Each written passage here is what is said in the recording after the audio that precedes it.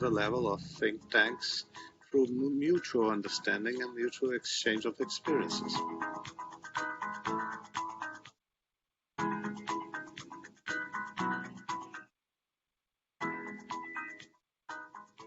Well, I think that, for think tanks and policymakers and the public around the globe, we are in turbulent times and period of transition, that this is a global community of think tanks, that there are people who are dedicated to working on the problems within each one of our respective countries, but also there are transnational issues that we need to think together and work together on those issues, and simultaneously, which is really why a lot of think tanks come, how do we meet the operational challenge, the day-to-day issues of communications, of how do we fund our institutions, and sharing that information, engaging one another on a global scale of those who are doing it well, those who need to improve it, and working together to improve the entire community. That's the objective of this summit.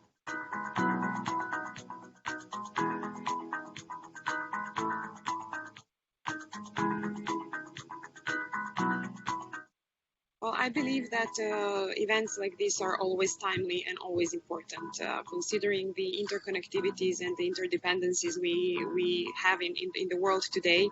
I think that meetings and interactions and discussions among people who are influencing the local and international policy debates are extremely important.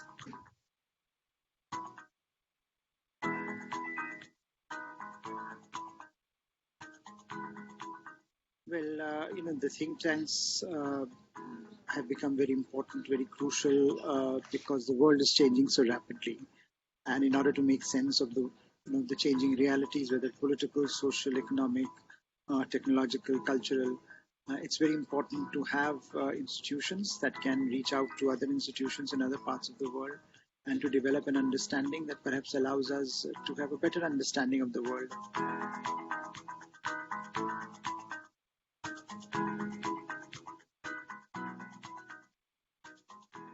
It's very important to create a knowledge which is evidence-based and relates to what is going on in policy making. So I think think tanks will play a crucial role in this and do play a crucial role in this.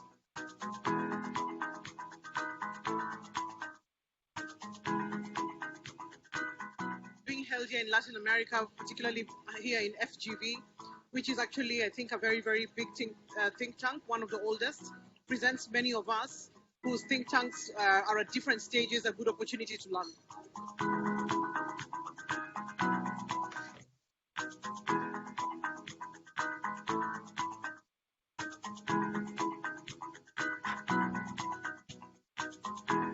This has become part of the international connection, the international network of players from around the world, and it's no longer a conversation dominated just by Europe and the United States and a couple of big countries in Asia. It's also now very much a global conversation, and Latin America is one of the key players in a global conversation.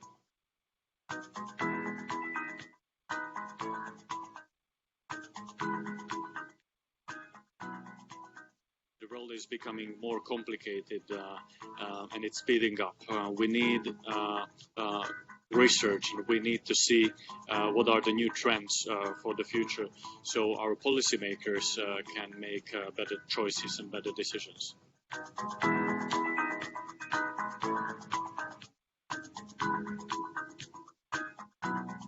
We see that there is some gaps in terms, of how politicians do appreciate or not appreciate expertise.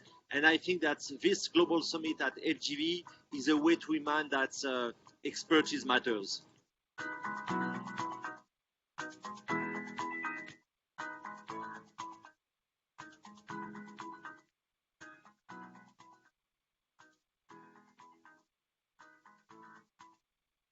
I think think tanks will play an important role because that their analysis will solve the basis for policymakers. At the same time, that they should be able to work together for the common value and thinking, and then not only by your own country, have a global alliance together to much more important issues globally.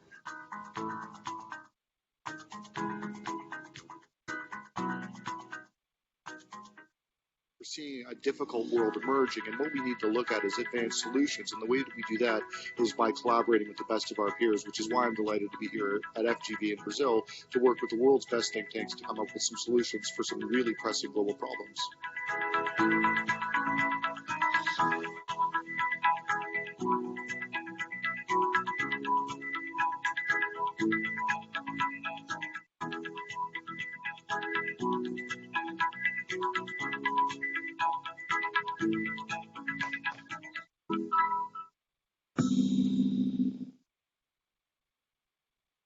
All right.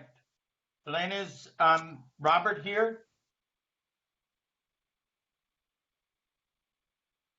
I don't see him, but go ahead and start. Okay. We have 1 minute, so.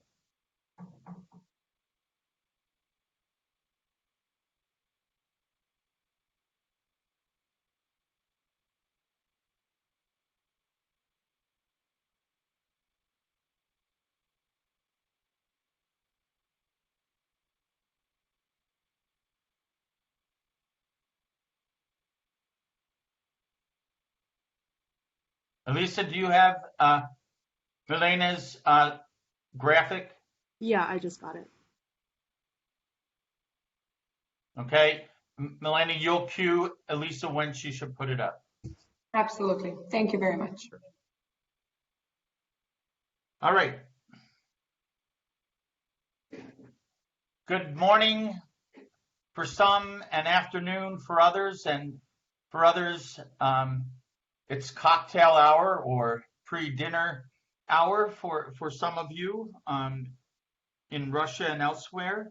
Want to welcome and thank all of you for joining us and thank our partner, GlobeSec, for working with us to help produce and organize this regional summit at a very difficult time. I have been speaking at past summits about the turbulence and the reality of what we now face. I did not fully anticipate the challenges that we face when I spoke at the global summit in last year in Rio. The overall purpose of this summit is to assess the economic, political, and social and policy impact of COVID-19 on the region 6 months into the crisis. As you all may know, we met through global town halls in early April at the onset of the crisis. And it was suggested by many think tanks that we should take stock of where we are and, more importantly, how to prepare for what will be a turbulent next 6 to 8 months. We have created with GlobalSec a platform where think tanks, policymakers, and policy-oriented NGOs in Central and Eastern Europe and the Balkans can come together to discuss how countries in the region have responded to the crisis and what strategies and programs are working and what policies and programs will be needed to be developed to respond to the social, political, economic, and policy fallout of the crisis, while continuing to respond to the enduring issues facing our respective countries. Finally, the summit will focus on the challenges facing think tanks around the world. And at the town hall, I posed an important question: are you prepared for a turbulent and uncertain future? And each and every one of our institutions needs to do a careful stock taking of the short-term and long-term implication of this crisis. As think tanks, we must face the reality that there will be no new normal, only a series of extraordinary events that create a world where disruptions and the abnormal will be the only normal. We also have to keep in mind that big ships turn slowly, especially in storms. So only the agile and the able will survive. The themes of past summits, their focus was on the necessity to rethink the traditional business model for think tanks, has now increased in its importance. This imperative is now more urgent since the winds of change have intensified and accelerated. The global summit that will be held in November and jointly sponsored by the Brookings Institution and the Think Tanks and Civil Societies program, the opening session or the second session that I've organized is entitled COVID-19, the Accelerator or the Terminator, your choice. I pose it in that way because we, at this point, have no choice but to change our structure and to become more agile and adaptive to a very fluid and continuously fluid set of events. Only think tanks that are smarter, better, faster, tech savvy, and agile will weather this storm.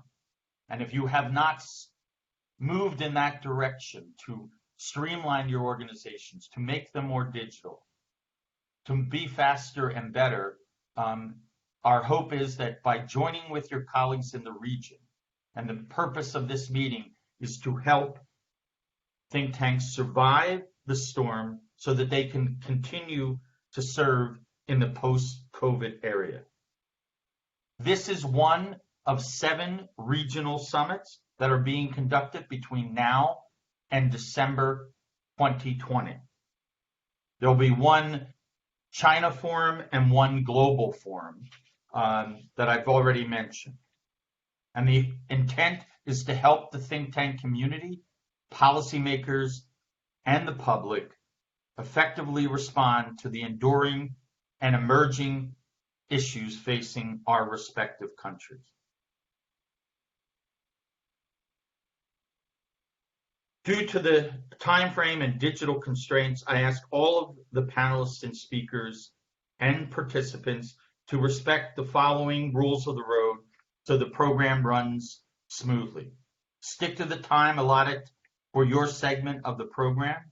You will be notified twice, once at the 2-minute mark of your presentation and once when your time is up. You should shut your mic off at the conclusion of your remarks. We asked all participants to shut off your mics and videos for the duration of the program so that the panelists and most importantly, all of the participants can hear and see the speakers clearly. There is no simultaneous translation. The meeting will be conducted in English. I asked all of the panelists to be brief and refrain from making advertisements for your organization and focus on providing the audience with the advice and on what we should do and how we should best respond to the crisis. There are over 125 policymakers, senior think tank executives and scholars, and corporations and philanthropists who are here seeking solidarity and support so they do not have to face the daunting challenges we face alone. And I urge every panelist to dig deep and show us the way out of the crisis. In every crisis, there is an opportunity. And this is the moment for think tanks to demonstrate their leadership and why think tanks matter, especially in times of crisis. I turn it now over to our partner, my good friend, Robert Foss. Robert? Thank you. Thank you, Jim. We are very glad to be organizing this CEE Think Tank Summit already for the second year in a round together with the Think Tank and Civil Society program at the University of Pennsylvania. And thank you, Jim, for making the summit possible regardless of the pandemic. This is very important that we are meeting. Last year we saw each other in person in Bratislava, and this year we are all pushing the boundaries of how we can organize our work. We are all successful and inventing new ways of doing business and communicating. COVID-19 made the world more dynamic and less predictable. It has accelerated trends that sometimes were on the periphery or compressed the time available to respond. This crisis, as I always say, is truly global, it is multidimensional, and it is transformational. We still do not know all the consequences of the COVID-19, but we know that the world will be different and we will have to adapt. And it increased the pressure on our think tanks and institutions because we have to learn to react faster and we have to be able to foresee the future better. We need to be more resilient and more innovative. We need to do our business differently. But this crisis is also an opportunity for think tanks and a responsibility. A responsibility because we need to help to come up with solutions and help to implement those solutions to the multiple crises we are facing. But it is an opportunity because we can reinvent ourselves. We can be better. And especially for us in Central Eastern Europe, because COVID-19, it became less relevant whether you are in Washington or Brussels, or you are in Bratislava or Tallinn or somewhere else. Physical distance does not matter anymore. We can organize the same meetings with high-level speakers regardless where you are. So our scope and our ability to organize things have increased. Distances do not matter. And Central Europe is a very dynamic and innovative place, and I'm convinced that our capacity to innovate will be very important for our institutions, our governments, societies, and businesses. But of course, there are certain challenges as well. One of them is financing. Our region never had a flourishing culture of philanthropy or cooperation with business before pandemic. Now we need to develop that. We need to show the way. Also, we can see that many donors have cut funding, or the funding goes to other Western European think tanks covering the region. But we need to demonstrate that together we are a vibrant community with great ideas. And we are the real thing, and we can do things. We are impactful. So we are very happy to join forces with all of you to think about how we can overcome this crisis, how we can help our societies, and also how we can help ourselves to come out of this crisis stronger. So thank you once again for joining this Central European Think Tank Summit. It's such a pity we cannot meet in person. We hope that next year we will be able to correct it, but at least we have this way of communication that we can use. So I hope that we'll create some interesting ideas. Thank you, Jane. Okay, I turn it over now to Elena, but I neglected to mention because of rapidly developing political events, it was requested that we create a session on Belarus, which this morning in the news has created more of an imperative to do that.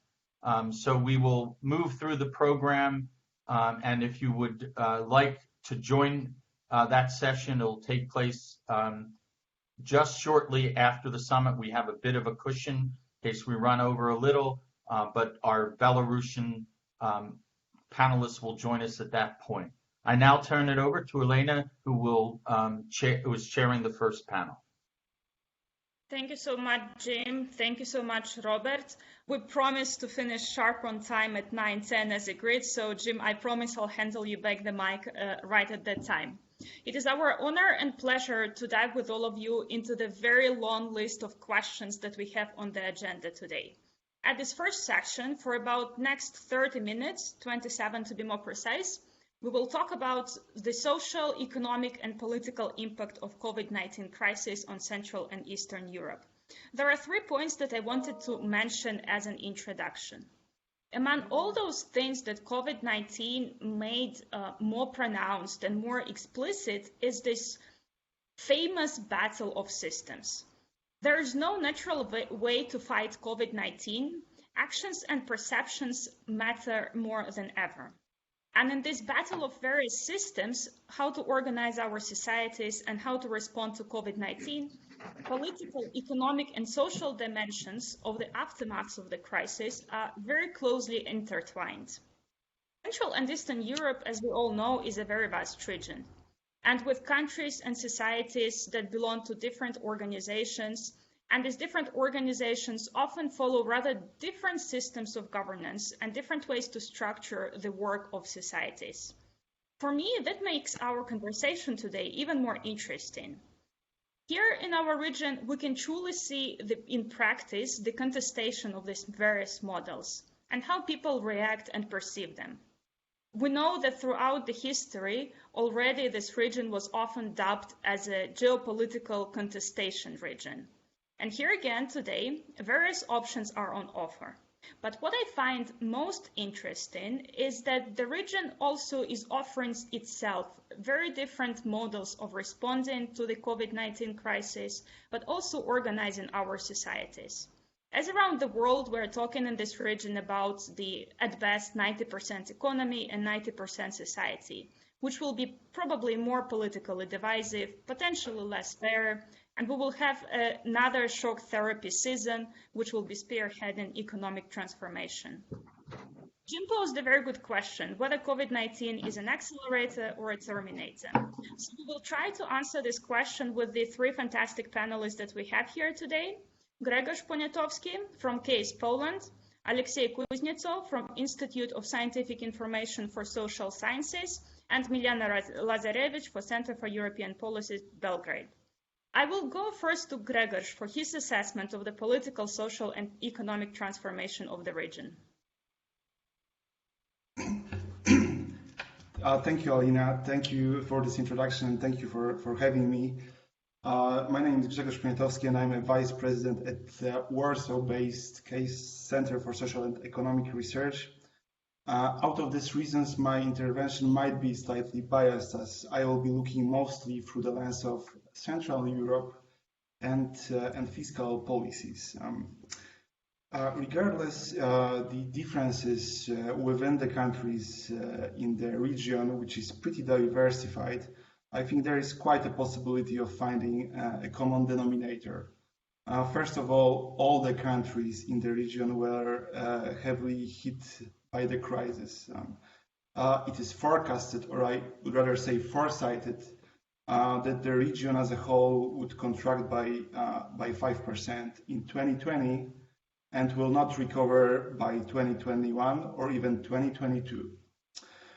Compared with other regions, it might not look that impressive, but if you keep in mind that some countries in the region, as Poland used to grow in 2018 and 2019 by over 5 or nearly 5% points a year, this means a 10 percentage points contraction in the dynamics year over year.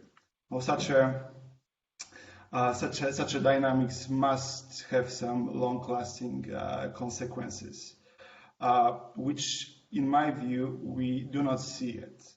In my view, actually, the immediate actions and responses to the crisis, which, depending on country, the fiscal packages, they ranged from 5 up to 10% of GDP. They actually managed to keep the companies afloat, at least majority of them, and we do not see yet in the numbers, let's say, a huge recession. But to understand and to talk about the long-term effects of the crisis, I think one needs to take into consideration the specificity of this specific shock, as economists say.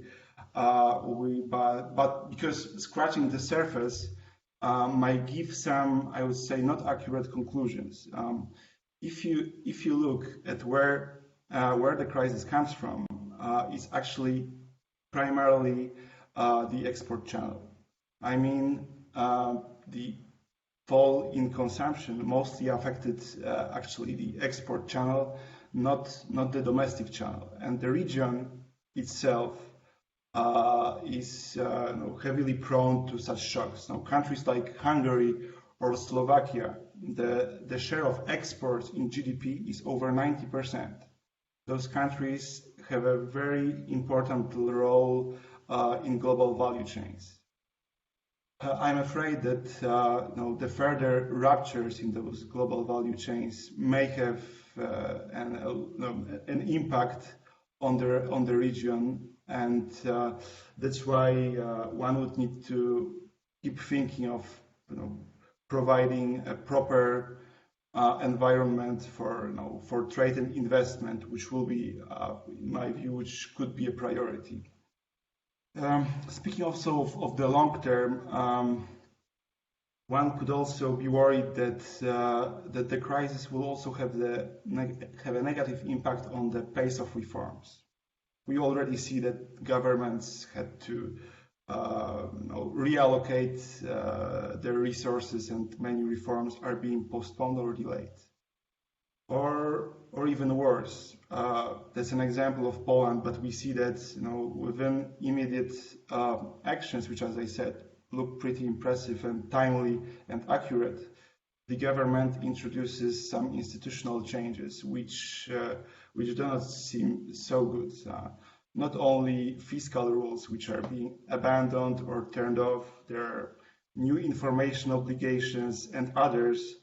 So it's very important that those one-off measures, which are pretty important, but they will not affect the institutional setup and weigh on the long-term growth trajectory.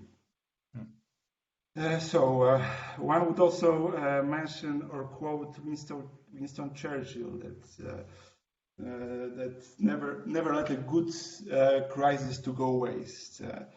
And this crisis shows that there are things that may come unexpected. They may have dire consequences. So the economy should be resilient, prepared for that. And one of the things which, as a director of fiscal policy studies, I have in mind, they should always take care of their fiscal space, which right now, maybe not thanks to the governments, but thanks to the historically low interest rates, the governments were able to fight back the crisis. Yes. 2 minutes remaining. Thank you so much, Gregor. It was very sobering, though probably not the most cheerful assessment. And if we follow Mr. Churchill and don't let a good crisis to wait, this is a really deep one and a good one indeed. So at least we established that on the economic and fiscal front, we're not doing too well. Milena, I'm going to move to you and for your assessments, also from where you stand in the Balkans region. Thank you, Elena. Thank you very much, everyone, for having me here. Well, I will start with the economic impacts, touching on the social ones, and then proceed with the political ones. Western Balkans is far from monolithic or far from, let's say, unified in terms of how, in terms of the impact of COVID-19 on the economies. And maybe here I will ask Alisa to show an infographic which my organization, European Policy Center, has prepared on the actual measures to fight off the economic impacts. If you can zoom it in a little bit, Alisa. So in this middle part, you can see where it says, did you know? You can see where Serbia stands in comparison with 28 other countries in terms of the share of GDP.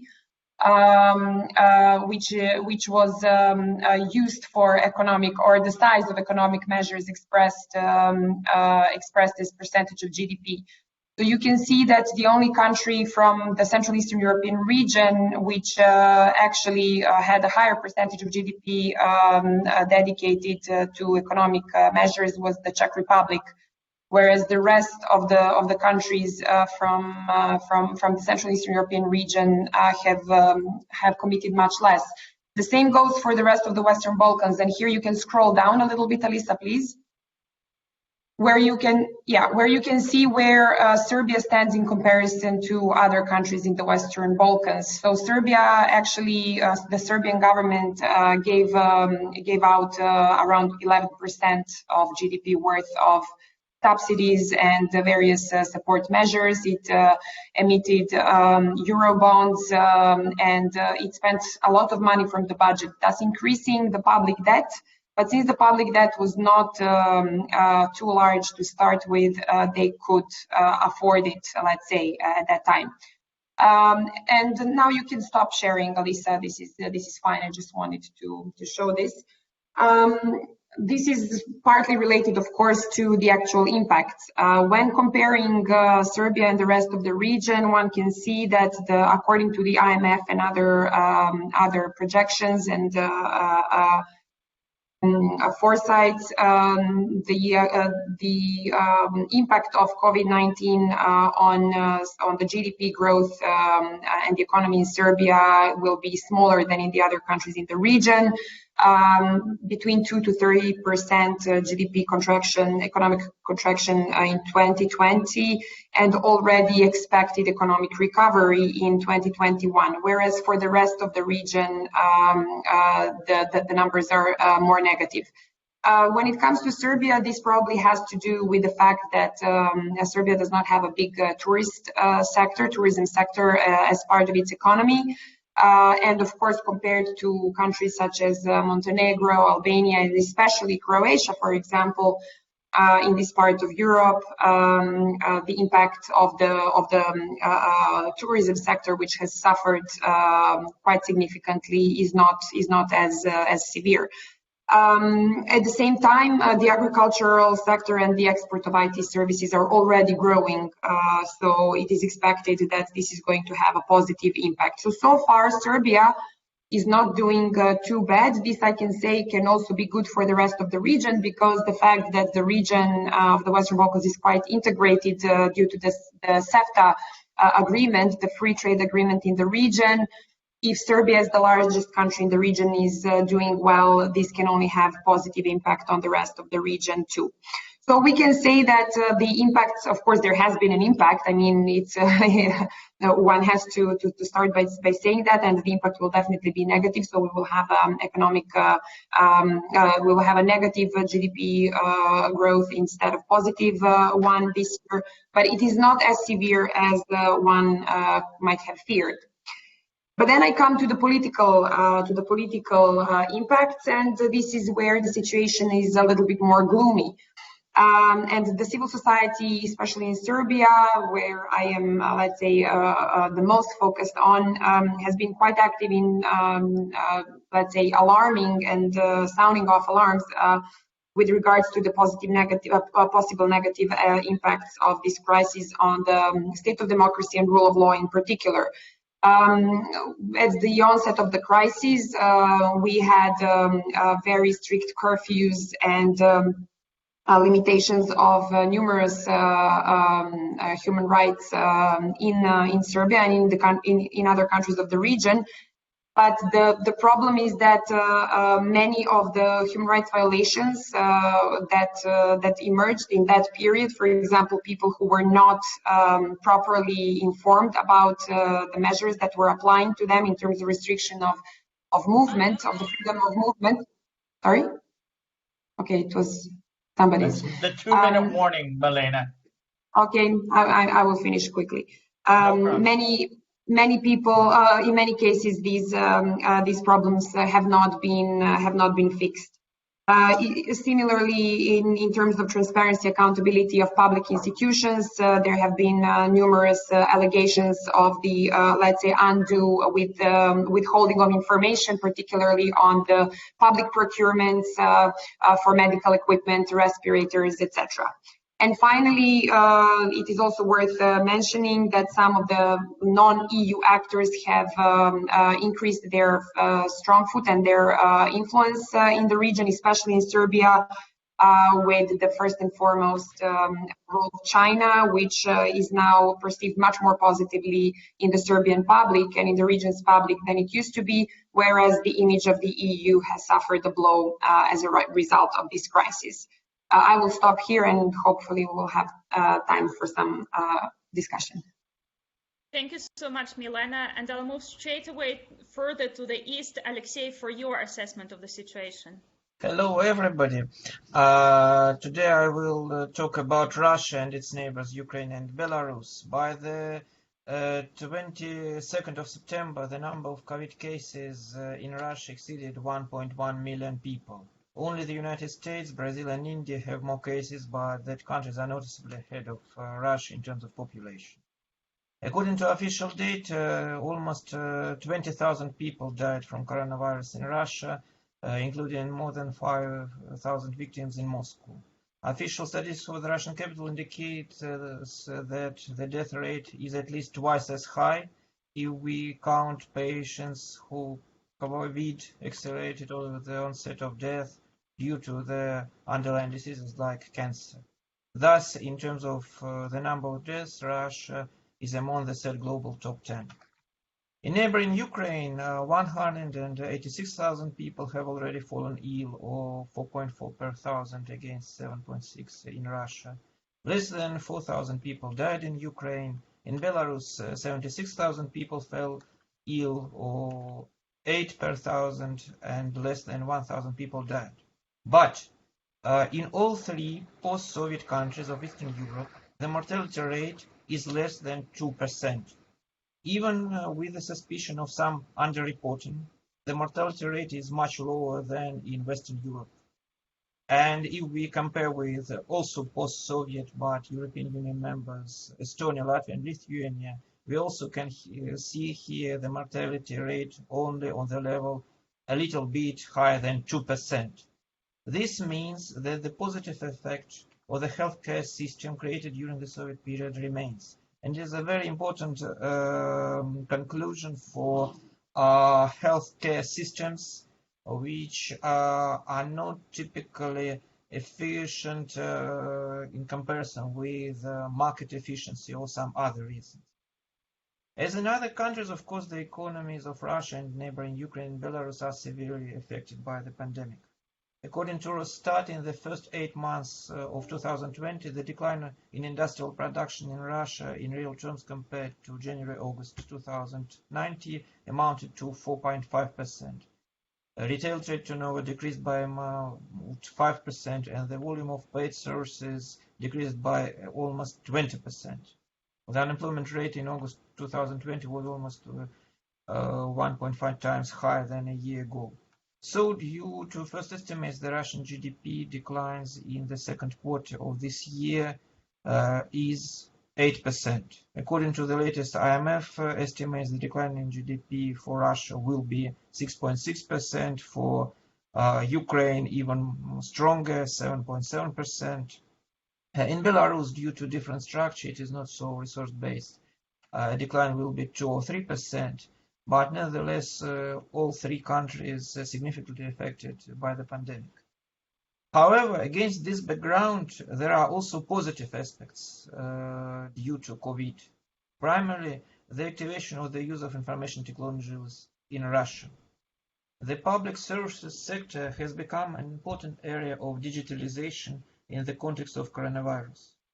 Various programs of interaction between citizens and government agencies have been implemented in Russia for a long time, but only due to pandemic we can test these systems. And of course there were some slight problems like hacker attacks or problems with obtaining electronic sick leave and quarantine for people over 65 years of age. But very quickly all these shortcomings were promptly corrected. The state's compulsion to use digital technologies and a stress of citizens during the quarantine has also led to the fact that Russian citizens have become more likely to use the internet and interact with commercial structures, especially in the state, if the state maintains the presence there. For example, Sberbank, the leading bank of Russia, quickly develops its online systems. As a result, the daily audience of Sberbank Online for the second quarter of this year increased by 10% to 27 million people, and the monthly audience increased by 5% to 60 million people, so almost half of adult population of the Russian Federation. Special mention should be made to the development of taxi aggregator service, food and grocery delivery, and online orders for non-food products in urban agglomerations. The best example is Yandex. Due to its general turnover, there were no changes because of COVID. But when we look at the turnover of the Yandex taxi segment, it increased in 42% for only 1 quarter. And the rapid growth of this kind, yes, is really triggered by government measures. Perhaps Russian scholars, as well as their Western colleagues, sometimes exaggerate the acceleration of digitalization because typically in the scientific and education sector, we are eager to use online methods.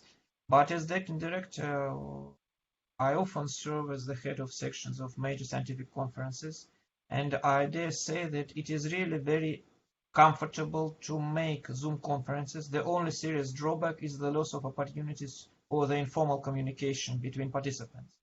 But we have a great efficiency in transportation, in time schedule, and of course in terms of organization of all participations of far distant guests, like we made, for example, in presentation of United Nations Conference report of World Messenger. Thank you very much, Alex. Yes, and I want to summarize. So, summarizing, we should say that such extraordinary positive results can be seen even in COVID, but we shouldn't forget about many problems, including psychological problems, because in Russia, many people really don't want to follow strict epidemiological restrictions. And this sociological problem is really very dangerous. When we look at the statistics of current days, we can see a negative result of such psychological problems. But in any case, it is a very interesting period in terms of challenges and reaction on these challenges, because sometimes it can be really productive. Thank you. We still have 4 minutes that we had for this panel, so I want to go back to each 3 of you and ask you a very quick question where you would answer with no longer than 40 seconds to one question.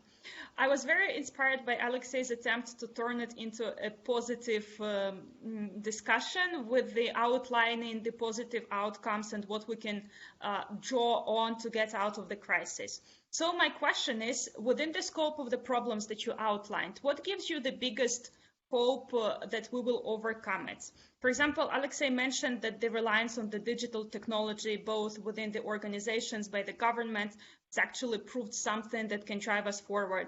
Or when we were in the spring working here in Central Europe, we thought that this the ability of people to follow rules and the desire to follow the strict COVID rules was something that saved the region in the spring, but apparently that's not the case in Russia. So I will go first to Gregors. Gregors, what is your best bet for overcoming the crisis? What do you think gives us the biggest hope from what you see currently? Thank you, Alina. I fully concur with Alexei that the development of digital technology is a light in the tunnel, and among all those fears I have regarding the public finance policies, institutional changes, is the digital technology which will make our lives more effective in many dimensions, as we all experience now. Probably we have probably much more time to work right now by avoiding lengthy trips. We take advantage of having right now around 60 or 70 people in one place, calling from our own places. I would completely concur that this is the digital technology which will help our lives in the future. Thank you so much. Digital gets another thumbs up. Milena. Well, in order not to be repetitive, I can maybe for the Western Balkan region point out another factor, which is EU integration and acceleration of the EU accession process. North Macedonia and Albania are about to start their negotiations with the EU, and we are expecting also in a few days the launch of a supposedly large economic and investment package that the EU should offer the Western Balkans, in part based on the realization that the COVID crisis has indeed, let's say, allowed and created space for the increase in the influence of non-EU and non-democratic powers. So I would say that acceleration of the EU accession process would be very, and can be, and hopefully will be a very important factor for this region. Thank you very much. And Alexei, another one from you? Yes, I dare say that COVID pandemic is a real stress test for all economic, social and political systems. And I think it is really should be done something positive when we realize that it is a good stress test. A good stress test for some inefficient economic models, a good stress test for some political interactions between federal and regional authorities. For example, in the Russian Federation, we can see that regional authorities can really be more efficient. And even in social aspects, sometimes I suppose it is a great challenge, but it is like a stress test. For example, even in digitalization, we can see very different situation in higher education, where it is really efficient, and in school classes, because in school education, it is a great problem connecting with poor families. They cannot develop digitalization for example, 2 or 3 children at one moment, and it is a real problem. So it is like stress test. Thank you. Thank you very much, Alexei. Thank you very much, everybody. We're wrapping up this panel, and I'm passing the mic back to Jim to introduce the next session.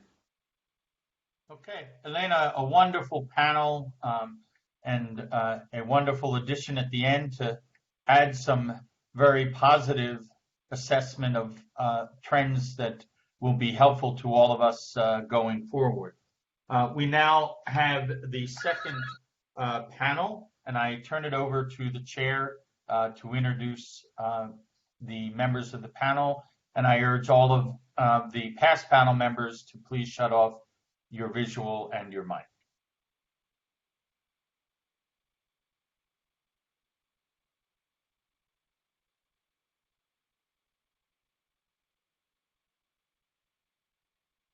Pablo.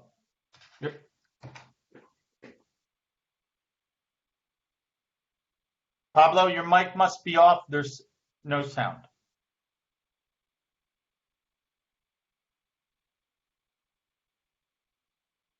Do you want to test again, Pablo? There's no sound. Yes. Yeah, there we go. Okay. Welcome to session 2 of the Central and Eastern Europe Think Tank Summit. Thanks to Think Tank Civil Society Program and Jim McGann for the invitation. Session 2 is dedicated to cooperation and cooperation networks. We look for relevant recommendations and action plans to save lives and livelihood in Central and Eastern Europe. COVID-19 challenge of the whole world. It's challenged multilateral institutions, governments. As Jim said, it's also challenged think tanks. We have to look forward for new perspectives, for new ideas, for new politics, for new proposals. As we see, recommendation and action plan has 2 dimensions. The first dimension is related to the type of initiative, like governmental initiative, health policy, economic decision, and safety net proposals. The second dimension has to deal with the scale of the proposals. We have seen proposals, global for global cooperation proposed at a regional level, a national level, and local level. We have seen the final work of the town hall proposal that combined these two dimensions, and that's very good. Today, for Central Europe, we will be hearing the ideas and presentation from Daniela Neubacher from the Institute for Danube Region and Central Europe, Valery Garbuzov from the Institute for the US and Canada Study, and Alexei Suzukov from the Friedrich Ebert Stiftung. Thank you all for being here. We will start with Daniela. Okay, thank you very much. As you probably can see, I'm not Daniela. She unfortunately became ill, and so I'm taking over. My name is Sebastian Schäfer. I'm the managing director of IDM in Vienna. So we had the three questions that concerning the issues that think tanks are facing, and I'm giving you the three most pressing ones that IDM could see in the last few months. The first one is long-term stability regarding staff and finances. The second one is agenda setting and media visibility. And the third one is the indirect effects of autocratization on our regional cooperation. And in order to solve this, where we need to strengthen the international cooperation, we have three proposals derived from our experiences. The first one is transnationalization of think tank structures and of the public sphere.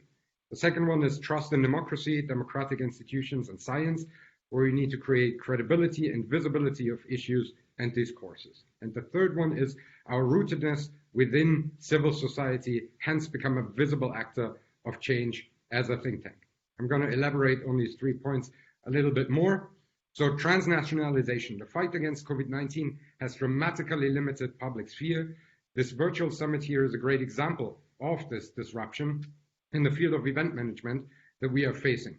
We also observe reduced civic spaces all over the world. Political participation via demonstration have become a dangerous activity. In the field of international cooperation, we also face a limitation of space. The logics behind programs are international, of course, but in reality, we still conceptualize and act too much within national frameworks. We are limited by our local opportunity structures. COVID-19 is hindering cross-border cooperation. What we have to think about is how to fight for and how to create more space. We need to envision and work on creating a true European public sphere. International cooperation is not the term of the future, as it is still rooted in the frame of the nation state. Europe's future lies in structures that are genuinely transnational. I'm speaking of think tanks, civil society organizations, and political parties, but also, and probably even more important, of media enterprises and social movements that need to be strongly entangled with each other. Otherwise, international cooperation will always be dependent too much on national limitations, and think tanks will not increase their resilience towards nationalist regimes or as a crisis such as COVID. Second one, trust, credibility, and visibility. Let's also face the truth. We are many, but we are not seen. We are more or less invisible compared to the power of disinformation, conspiracy theories, and right-wing narratives. At IDM, we have been active with several formats of informing and educating the public about Central and Southeast Europe. We are organizing, pre-corona, around 60 events per year, but observe limitations regarding our formats, such as the panel discussions, both virtually and personal, and conferences. The so-called attention economy, where attention is considered as seldom good, requires resources that can hardly be provided by one NGO alone. Therefore, we need to think about how to create synergies to leave our respective bubble. At IDM, we publish thematic issues called Info Europa, which has a circulation of more than 50,000, hence reaches a broad audience in Austria. With this magazine, we report on topics such as rural exodus in Central and Southeast Europe, current debates on the rule of law, or cultural diversity and ecotourism. Hundreds of scientists, practitioners, and other people from the region have written for Info Europa as guest authors and voiced their concerns and ideas. Every thematic issue is an artifact of dialogue in Europe, and I strongly believe that such projects need to be supported and further developed. But the media crisis directly affects our publishing activities. Digitalization is a must, yet financing models for e-papers are missing. So let's think about how to build alliances with independent media that face the same issues. And together, we need to convince state and private sponsors that science communication needs to become a priority. And IDM has been active in CE and SEE since 1953. We are located in Vienna, which is geopolitically and geographically an ideal location for enhancing the East-West dialogue. Nevertheless, since 1989, and especially since the EU enlargement of 2004, Austria has voluntarily diminished its role as a mediator in the region. As a think tank, we are directly affected by this neglect of foreign policymakers. As a think tank, we need to provide alternatives to nationalist and even colonial thinking. At the same time, we need to be braver, build new and risky alliances, and demand the attention of the policymakers. With our policy paper series, we offer concise analysis of current issues as well as concrete recommendations for decision makers. We are eager to cooperate in this regard with other think tanks to co-author papers together and to arouse more attention. And the third point, rootedness.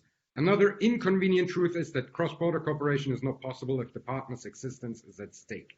In Austria, long-term financial prospects for political independent think tanks such as IDM are missing. The corona crisis increases the pressure of digitalization and innovation, but at the same time we invest a lot of energy in protecting our independence. The current environment in Austria regarding financial stability, but also regarding bureaucracy, hinders innovation in the sector of NGOs. On the other hand, the partners in our target countries are dealing with illiberal and autocratic regimes. You can hardly build up sustainable cooperation in such a toxic environment. In addition, brain drain is cutting important ties loose and makes sustainable cooperation almost impossible. Let's focus more on the basics, such as fostering self-organization on the spot and engaging with grassroots actors and dissidents. Keeping the dialogue with representatives of these regimes while increasing the ties to social movements, independent media, and democratic opposition will be a crucial challenge in the upcoming years. Summing up, I'm convinced that think tanks can make an impact if they create more synergies and stay self-critical.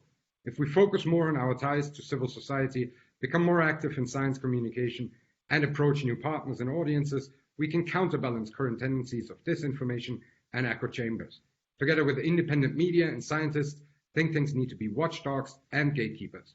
We need to press the finger into the wounds of society, and we must not be scared of the consequences on the local and national level, nor can we give up to current trends of nationalist self-isolation.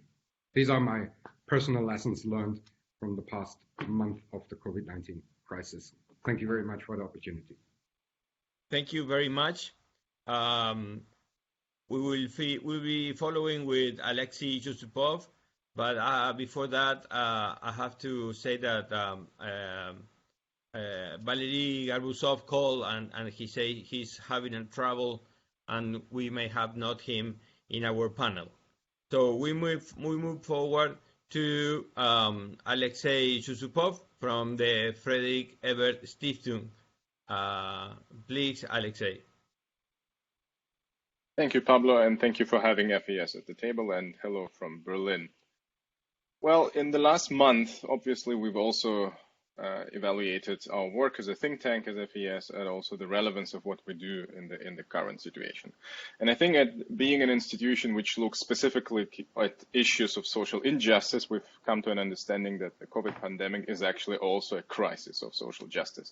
There are three things which are very important for us to focus on, and I'm going to speak a little bit about these three issues. First of all, it is about focusing on vulnerabilities. I think the new thing about the crisis has been that the real and actual costs of a functioning public sphere, healthcare, care work, public order institutions, working and functioning institutions of free and reliable information has become very, very obvious.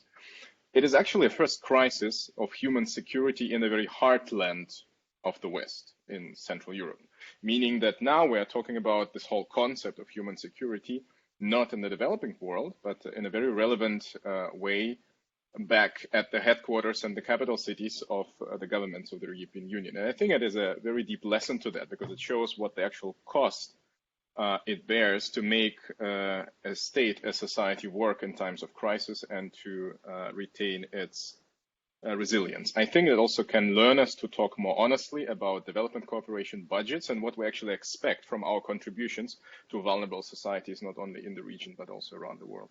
The second focus we need to take more seriously is the focus on interdependencies, especially in the framework of the conversation on economic nationalisms in the last month. It has become apparent that the real picture of how intertwined and interconnected, for example, the German economy is, has faded to the background. We have numerous cases we've studied and presented that show that be it agriculture, be it healthcare, be it construction, the shutdown of borders and the loss of this good of actual labor migration and the free movement of people, be it citizens of the European Union or not, is not really visible in the public sphere. And so there are a lot of counter narratives and false frames on how European programs of support to the economies to the East are to be diminished in the wake of the crisis coming, whereas it's quite the opposite, because every euro invested or transferred, say it in the car manufacturing industry or other supply chains, actually returns to the German export economy up to 90 cents. And so this frames, it's a good time to battle them, to counterframe them, and to show that interdependence is high and will remain high, and this is actually the time to stop the conversation on economic nationalisms and to come back to an understanding of a common European space. And the third focus maybe is the focus on how, for the first time, there has been a securitization of an issue coming from the future and not from the past. Because if we look back at the issues and the crisis and the wars of the age of war on terror, we can see that our policies, processes and our political institutions in Europe and Germany are very good in preparing for the last war and preparing for the last crisis. And we enter spirals of securitization which diminish public sphere and do not actually prepare us to what's next. Here, wherever, for the first time, we've seen a securitization based on scientific insight, which has had a profound effect on consensus building, both in the political elites, but also in the institutions and the general public, with an overwhelming and overarching consensus, which led to a tremendous change in both public behavior, but also policy making, especially if you look at the German fiscal policies. So it has been possible. And the obvious question is, what was the reason that for the first time we haven't been looking at the anticipation of public opinion, both electorally and medially, but looking at the scientific evidence, because this is the actual way we want to go about the climate catastrophe and the actual crisis we're all in, not only the COVID pandemic.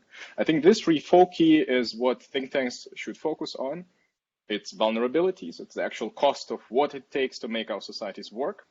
It's the interdependence, that it's not only about the German, the Polish, the Hungarian, the Ukrainian economy, it's about the continental economy and social infrastructure. And it's about how do you make political decision-making be about the future, not about preparing for the last crisis we've all seen. I'll stop at that, and I thank you, and I wish the further endeavor of this summit good luck. Thank you very much, Alexei. Pablo, as a result of Valerie's crisis with his students, you have some more time, so if you would like to pose a question and engage the panelists, you have the time. Thank you. Yes, I would like to ask for two questions. The first one is related to how do you imagine a post-pandemia scenario in cooperation fields, and also the second question is which of the countries has been seen as the most effective in the COVID fighting? If there is a leading position there in what Germany did and German results, and how will that affect the region?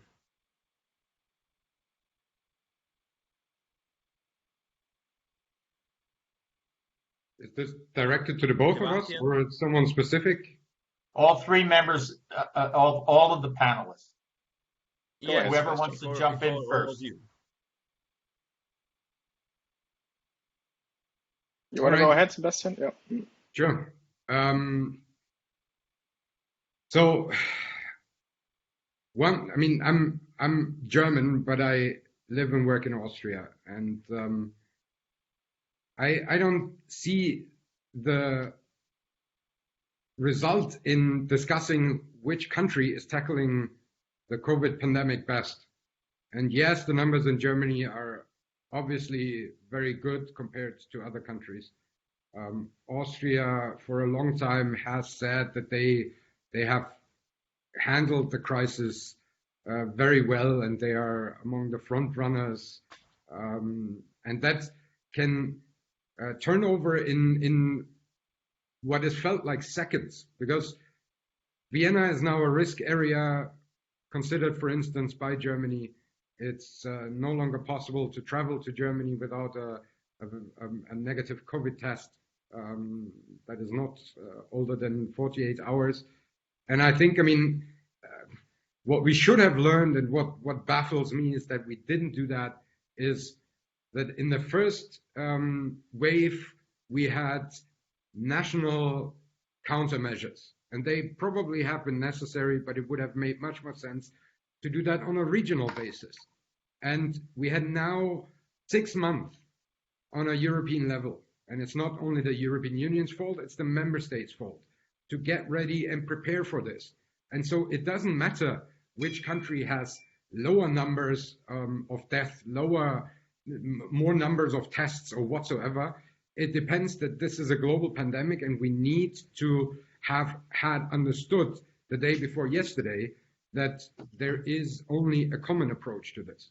And so the lesson should be that we learn from each other what happened, what works well, maybe as a regional approach, because Germany is not doing well as a whole. Certain Länder in Germany are having lower numbers than others.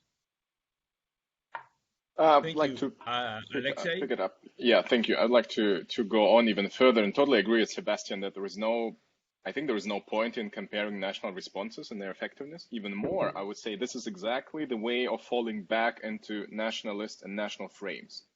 Because again, if you want to keep your meat industry running, the infamous meat packaging and producing factories, it's not German economy per se, it's European economy, and it's a bad economy.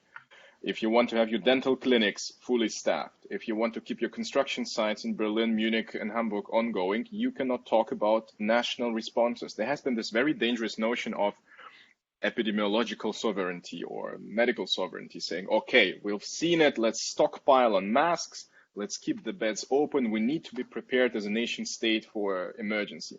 But this does exactly what I was trying to say. It negates the reality that the interconnectedness of both the economies and the society is so high that your response will actually harm the common fight and struggle against this pandemic. So I really think that and there are a lot of voices saying, look, Germany did it. It's a discussion about contingencies, and it's an empirical discussion. What would happen if not Italy and Spain who would have been ahead, but Germany? No one knows. So I really don't think there is any value in trying to answer that question. And coming back to our first question on cooperation, there I totally agree with Sebastian. I think whatever comes now. So for me, it's very encouraging to see European programs like SURE, which takes this German instrument of Kurzarbeit or short working, state intervention, which keep the businesses afloat as long there is a downslope in the business environment, and actually offering them to the states in the region. You've seen Poland doing national legislation on how to address it, because the funds are being provided by the European Union for this. I know the similar problem being discussed in Romania right now, how to use the funds. So this is a first step towards maybe not necessarily a social European Union, but it's a first step in this conversation after a long, long period of not talking about European minimum wages, actually adapting to the same level of paying for labor. This is actually happening now. And I think this is a very reassuring thing to see when it comes to cooperation after the crisis. If I may just add to this in a sense of what optimistically could come out for corporations also within the civil society and the think tank area, it will certainly lead to a higher competition for funds, but also for the public space, and also for getting visibility.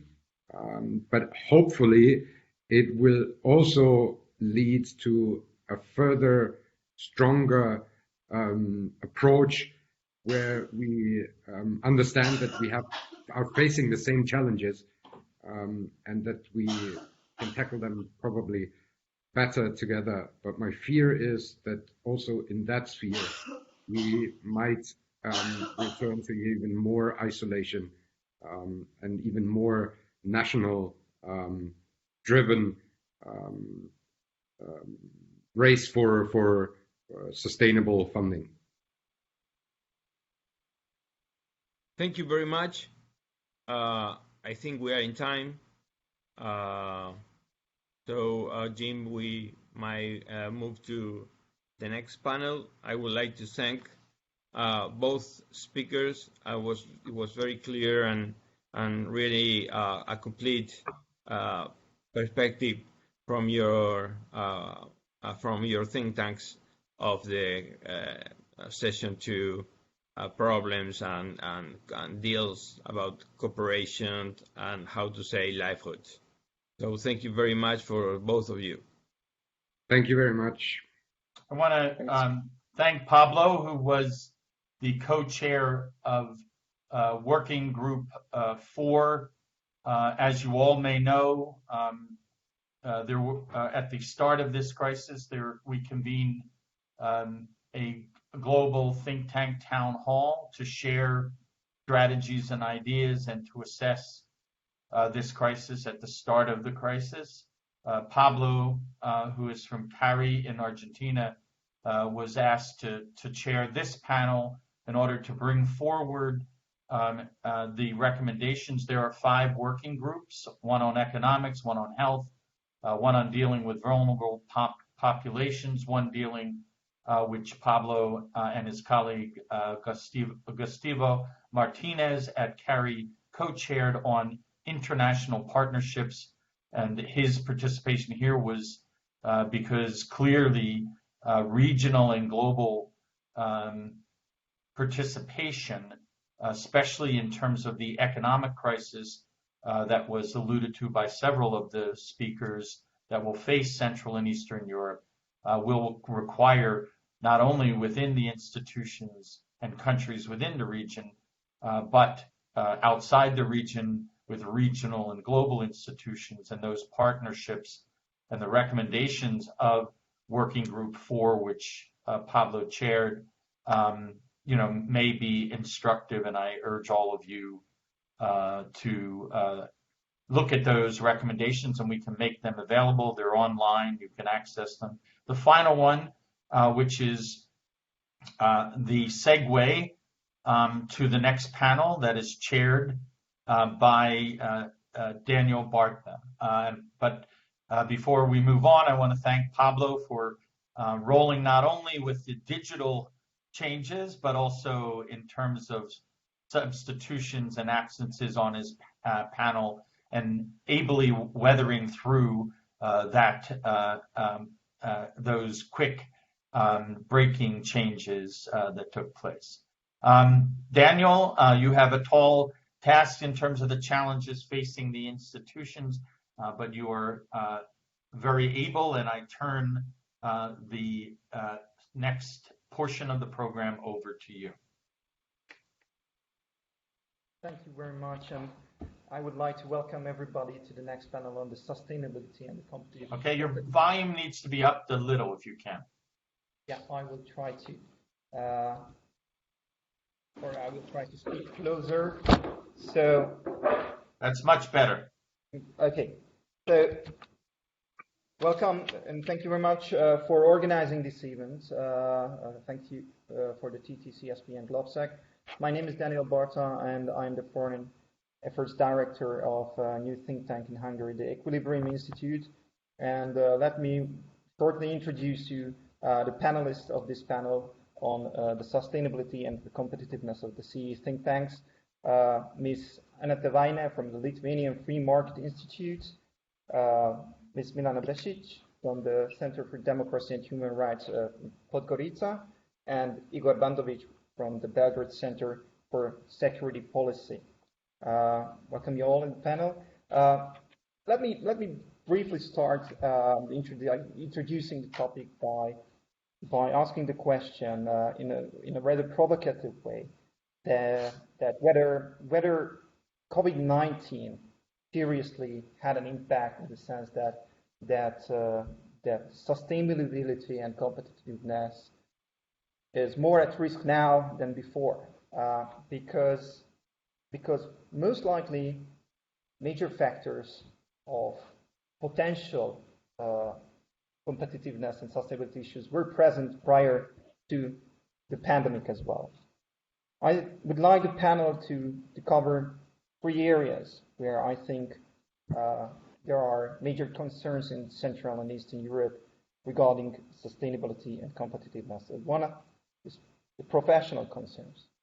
This region consists of dominantly small countries with languages spoken by few people. The number of those speaking English also among the professional community is very limited, which is probably a problem.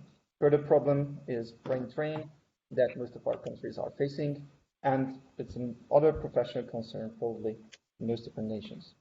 Other concerns were also mentioned. Financing, a common issue that is always mentioned when we are talking about the competitiveness and sustainability of the region. How much it is a factor that the home-based donors are missing from the region. How much it is a problem that seemingly Western European think tanks are turning to their home markets in the middle of the crisis. How can we change that, and how can we operate without those funds?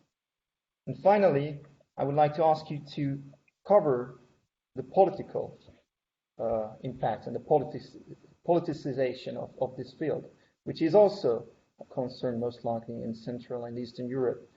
There are multiple factors of that. One is that there are a number of state-sponsored think tanks are quite high in this region, which makes the competition, which makes the market rather unequal.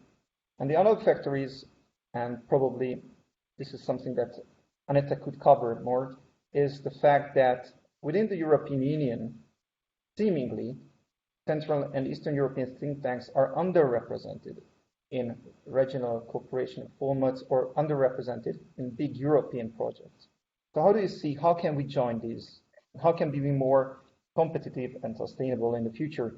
I give the floor first to Aneta from the Lithuanian Free Market Institute. Thank you. Thank you, Daniel. I will start off with, I think, financial sustainability. Well, for think tanks, the ability to adapt and to change and to innovate is a key sign of institutionalization and organizational sustainability and resiliency in the face of a changed political and financial environment. And the form of funding that we as think tanks seek or rely on makes a huge difference when it comes to this ability for us to be resilient and sustainable. And my concern here is that many think tanks in our region, or most, what international reports suggest, tend to rely for the most part on project funding as opposed to institutional support. And of course, project funding is much easier to secure, but at the same time, it limits the flexibility that we need to respond to the changing environments, to adapt, to quickly change tactics and plans, and also to build our capacity in the direction that the new circumstances require. So I see that this over-reliance on project funding really turns our think tanks into big ships that turn slowly, in storms, whereas institutional support makes us faster, more agile and more flexible. And over-reliance on project planning also makes it harder to take on new work that is important, innovative, also to develop our staff. And what we've seen in our industry, especially with the inflow of EU money, that receiving project funding may also cause a mission creep, which in the long run, of course, undermines and damages long-term sustainability because it hurts us in terms of preventing us from building our institutional profiles. So my recommendations for think tanks is actually to focus and invest on ensuring funding that is responsive to organizational needs. And while many argue probably that less established organizations are better served by getting project-specific support, but there seems to be an overwhelming consensus among the practitioners in our industry that focusing on building institutional support is really key. So really my recommendation is for think tanks to review their fundraising strategies in this light and to see whether their strategies will provide a leeway, a degree of leeway and flexibility to, adapt to change, to focus on activities that are squarely in line with their missions, because that's key in terms of building institutional profiles.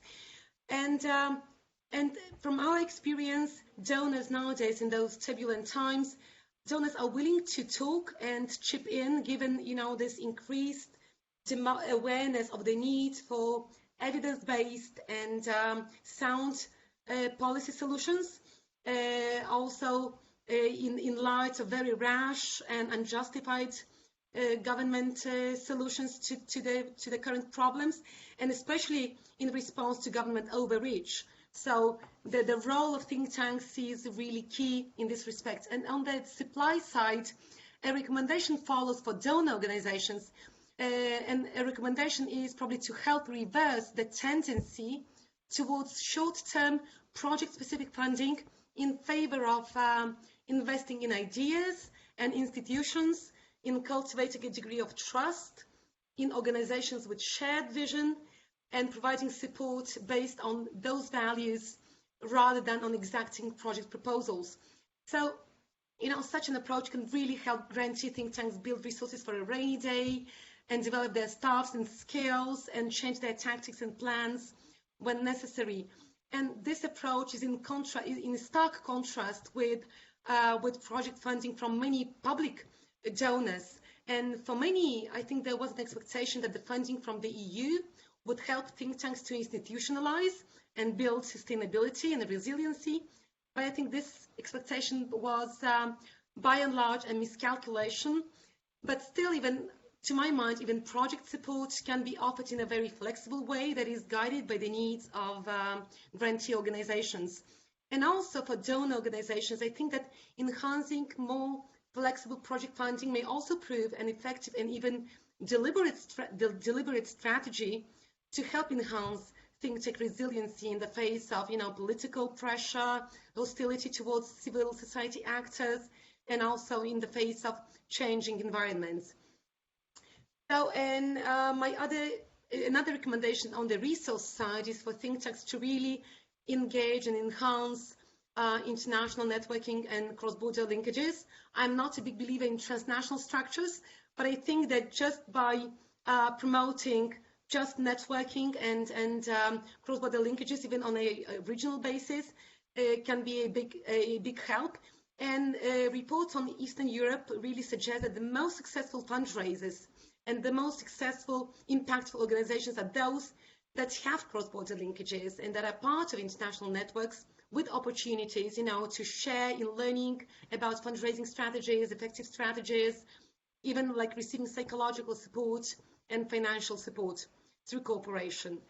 Now, some thoughts on the utilization side. The impact of think tanks. 2 minutes remaining.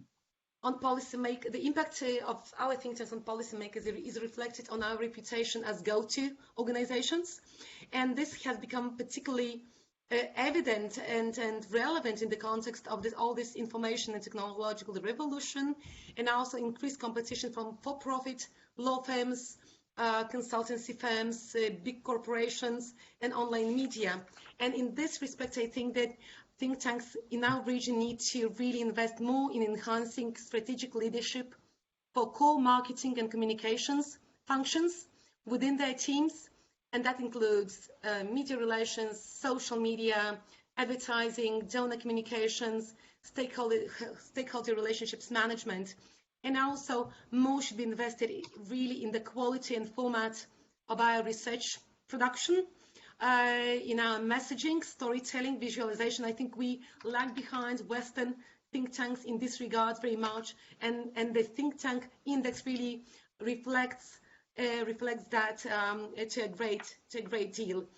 And also, I think one practice that has worked for us, and I really recommend it, in order for us to be able to respond in a timely and fashion with concise analysis, that is in the right form, in the right hands, and at the right time, is really bringing together production and communication functions at the very outset of our planning our research production, because that helps really to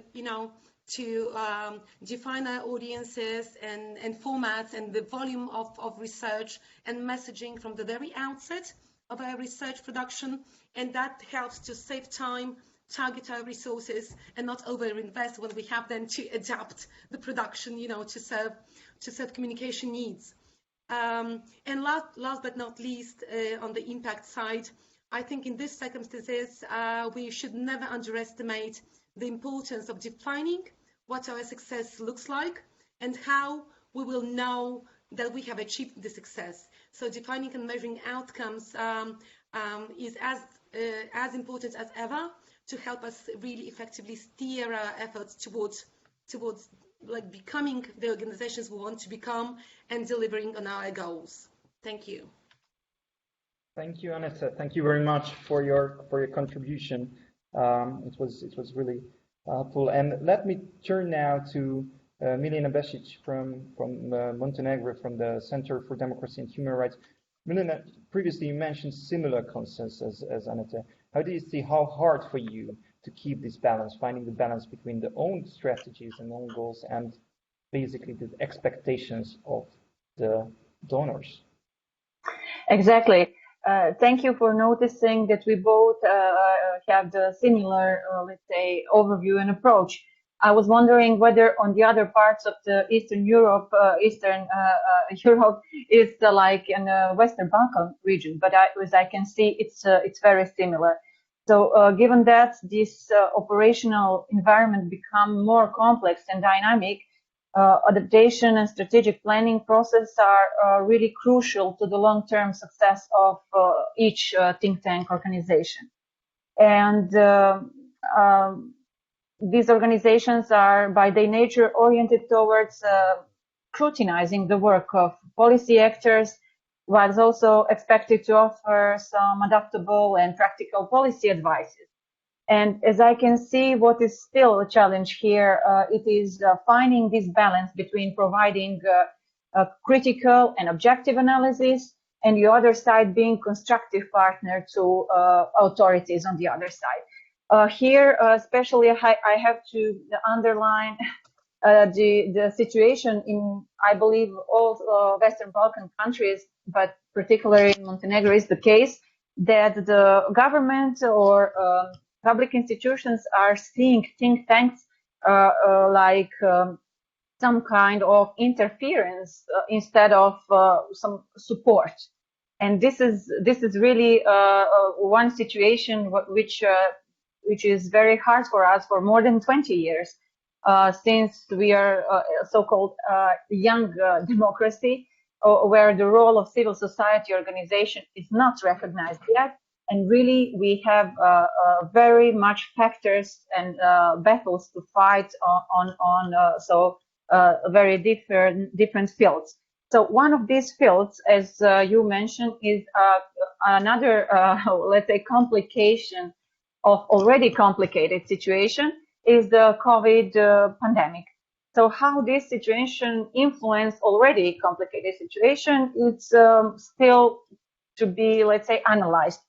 What I have to mention is that accession programming, EU accession programming for those countries which are not EU members yet, it's somehow influencing sustainability and resilience of think tanks in such a way that the goals are often formed on a project basis in accordance with donor priorities and expectations of current political context, rather than to vision and mission of think tanks and the needs on the field. So this ad hoc approach to topics is some kind of consequence and challenge for also financial sustainability. It's very hard to keep the track with the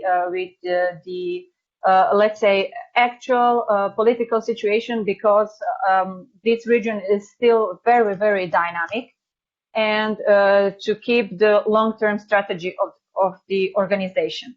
So when I say long-term strategy, is this something based on values rather than on actual political situation? So it really needs to be recognized by donors and partners that we cannot tailor our projects and programs to the, let's say, focuses of each, or let's say benchmarks of each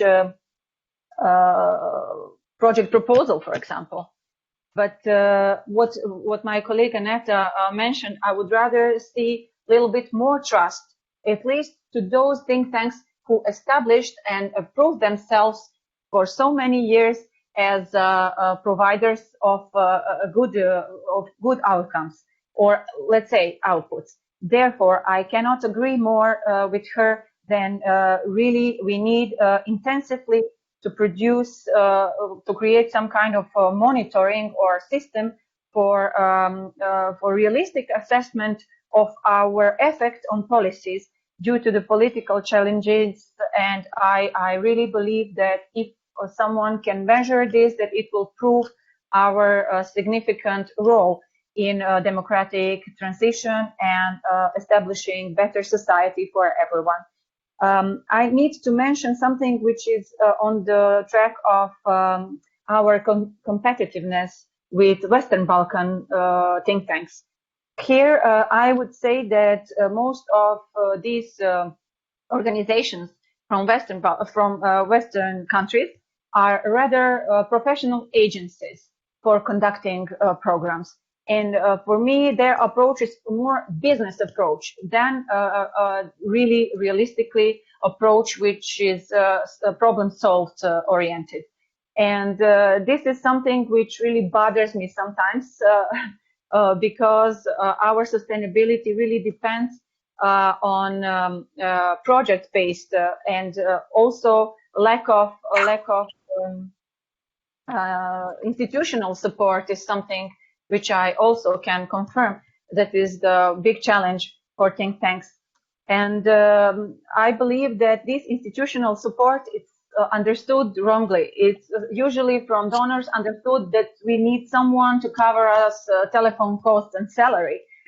It is rather institutional support needed in capacity building, where we have to invest in human resources.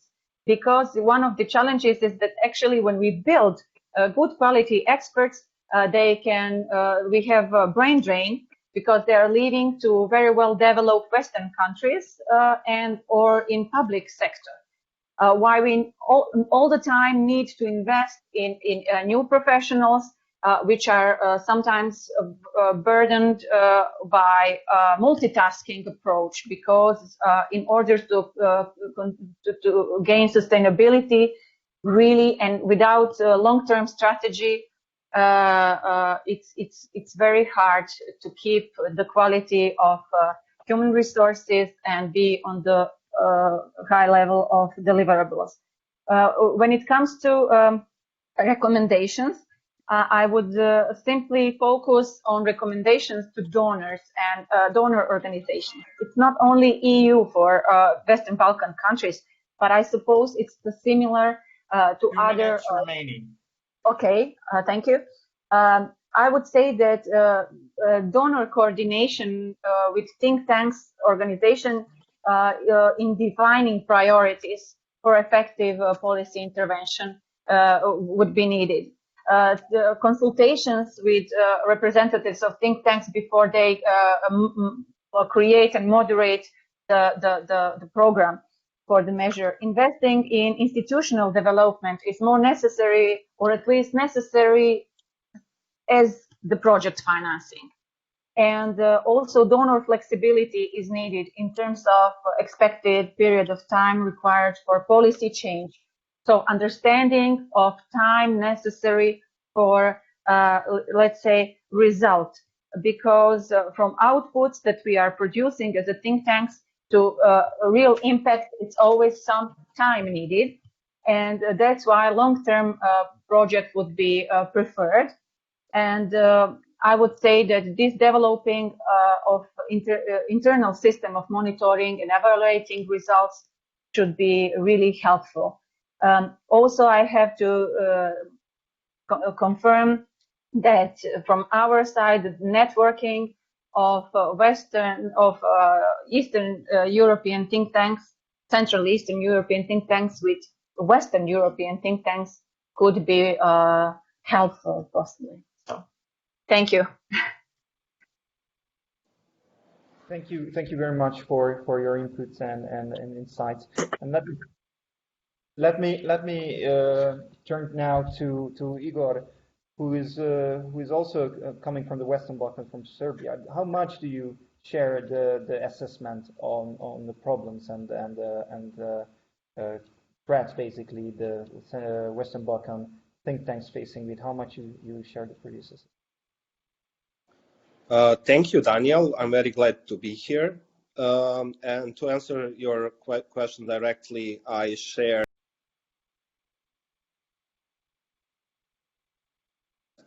and thus I will not repeat one. I will focus on three particular topics. As for the financial sustainability, in the region of Western Balkans, but I think it's a wider thing. Most of the financing of the think tanks comes from the projects from foreign donors, and I think there are good and bad sides to it. Good side is that in this way we are managing to secure independence and impartiality of our research, but bad sides of it is that since the projects by default does not secure sustainability on the long run, we are very much dependent on the donor policies. When it comes to the COVID crisis, I think this affected us in a way that many foreign donors changed their policies due to this emergency. But I have to say that some of the donors were really flexible and adaptable to us, especially those who we talked with daily and who understand the local context. So I think that those who are following and understanding local contexts have more, they are more responsive and more, in a way, sensitive to our needs. As for the competitiveness of the think tanks in the region, I think that generally our think tank scene is less competitive due to the objective reasons. And the first one is the political environment we are operating in. We are dealing with usually and mostly with authoritarian governments for more than 30 years, with limited space for the actors such as think tanks. And this limits our visibility, and this limits our role in playing part in the policy cycle. Unfortunately, little has been changed in this regard, while I think, especially in this region, in the recent years, things got even worse. Having in mind these circumstances, lack of competitiveness comes from the very nature of the less developed, less democratic countries with a very fragile and underdeveloped institutions. I think additional aspect of our poorer results is a lack of quality knowledge providers, and here I mean mostly universities who would, in case we have it, create strong and sizable research base, which would secure at the end that we have the researchers of the quality and size like think tanks in the West have. Also, I think that when it comes to the competitiveness, there is one aspect of it which is usually not really taken into consideration. And this is very specific to the very nature of the think tank world in the region of Western Balkans, and really how civil society in general emerged here. The chronological lack of legitimacy of the civil society, including the think tanks, in our region led us to look after citizens as one of the main stakeholders. So we were addressing a lot of times citizens themselves, and these constituencies is very important to our work. It is very hard to measure the competitiveness of it, but this is, I have to say, important aspect of our legitimacy and credibility in our community.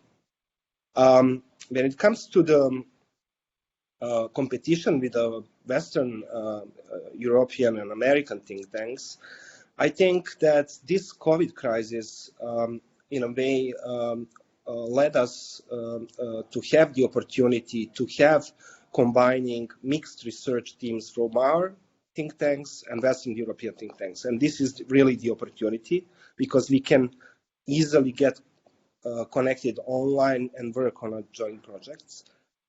Secondly, I think that think tanks, especially in the region of the Western Balkans, which tends to be very Balkanocentric, should look at the wider scene and should dare to get involved in the teams on the global level. This would be daring, it's a challenging thing, but I think it's worth trying.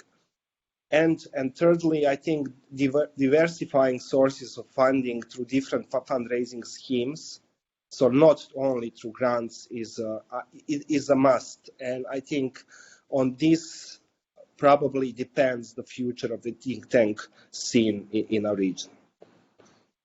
Thank you very much. Thank you very much. As we have about 4 minutes from this panel, I think I would have a very quick question of all of you, because what all of you mentioned was focusing a lot on financing and the fact that we receive financing from outside donors. And you also mentioned now the issue of legitimacy, which raises a question: how much can we legitimate with only foreign funding? Now, my question is, in terms of sustainability and our future in Central and Eastern Europe, what do you think? How can we better reach out to domestic donors, and how can we ensure sustainability supported by our own citizens or own companies from this region? I don't know who would like to pick first to answer this question. Maybe Aneta, if you have. Well, it just takes an effort and investment, and we, as a think tank, started 30 years ago, and right from the start, we started investing in building donor relationships, on a shared vision and shared values. And this was from the very start. This has been a part of a long-term sustainability strategy. So you can't achieve anything without actually doing anything. You've got to go and reach out to those donors. They are there and they are willing to talk. And as we do this, it also serves the civil society, because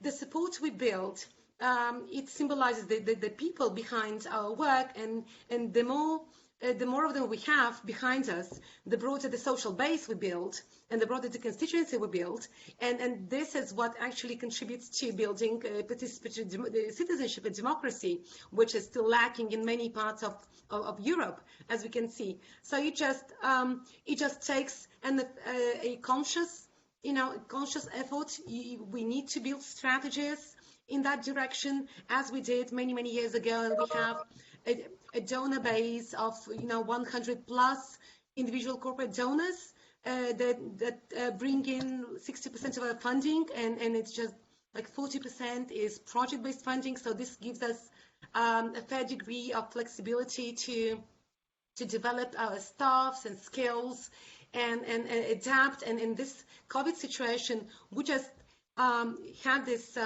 flexibility to really take on whatever had to be taken on in terms of formulating policy responses, and we were very successful in getting them through and having a range of them actually adopted by the government. So it just takes takes a conscious effort to build it. Thank you.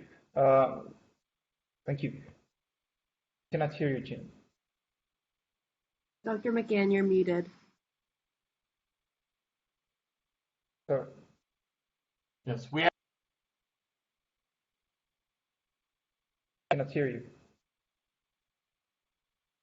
We have time for one more intervention from your panel. Okay, then I let you decide, Milena, who would like to pick this and maybe respond on behalf of the whole Western Balkans and the chances to involve private stakeholders and for core funding. How do you see how much this is, because it's often used as an excuse, how much this is a political question and how much this is a question of willingness? Maybe Milena. Okay, thank you. But it's also not the only question how much is the politics. It's also it's really connected to this how the think tanks or civil society in total is perceived from the stakeholders coming from the state or public institution side. And on the other side, our credibility has to be proven by the result and influence. And this is something which really is not easy job, having in mind that this financing part really depends on the broader, let's say, context. For example, the achievements has to be really somehow measured, and I really believe that this could help or prove to business sector to invest in think tanks. This is something, if our achievements could be more visible, it could be easier to convince involvement of business sector.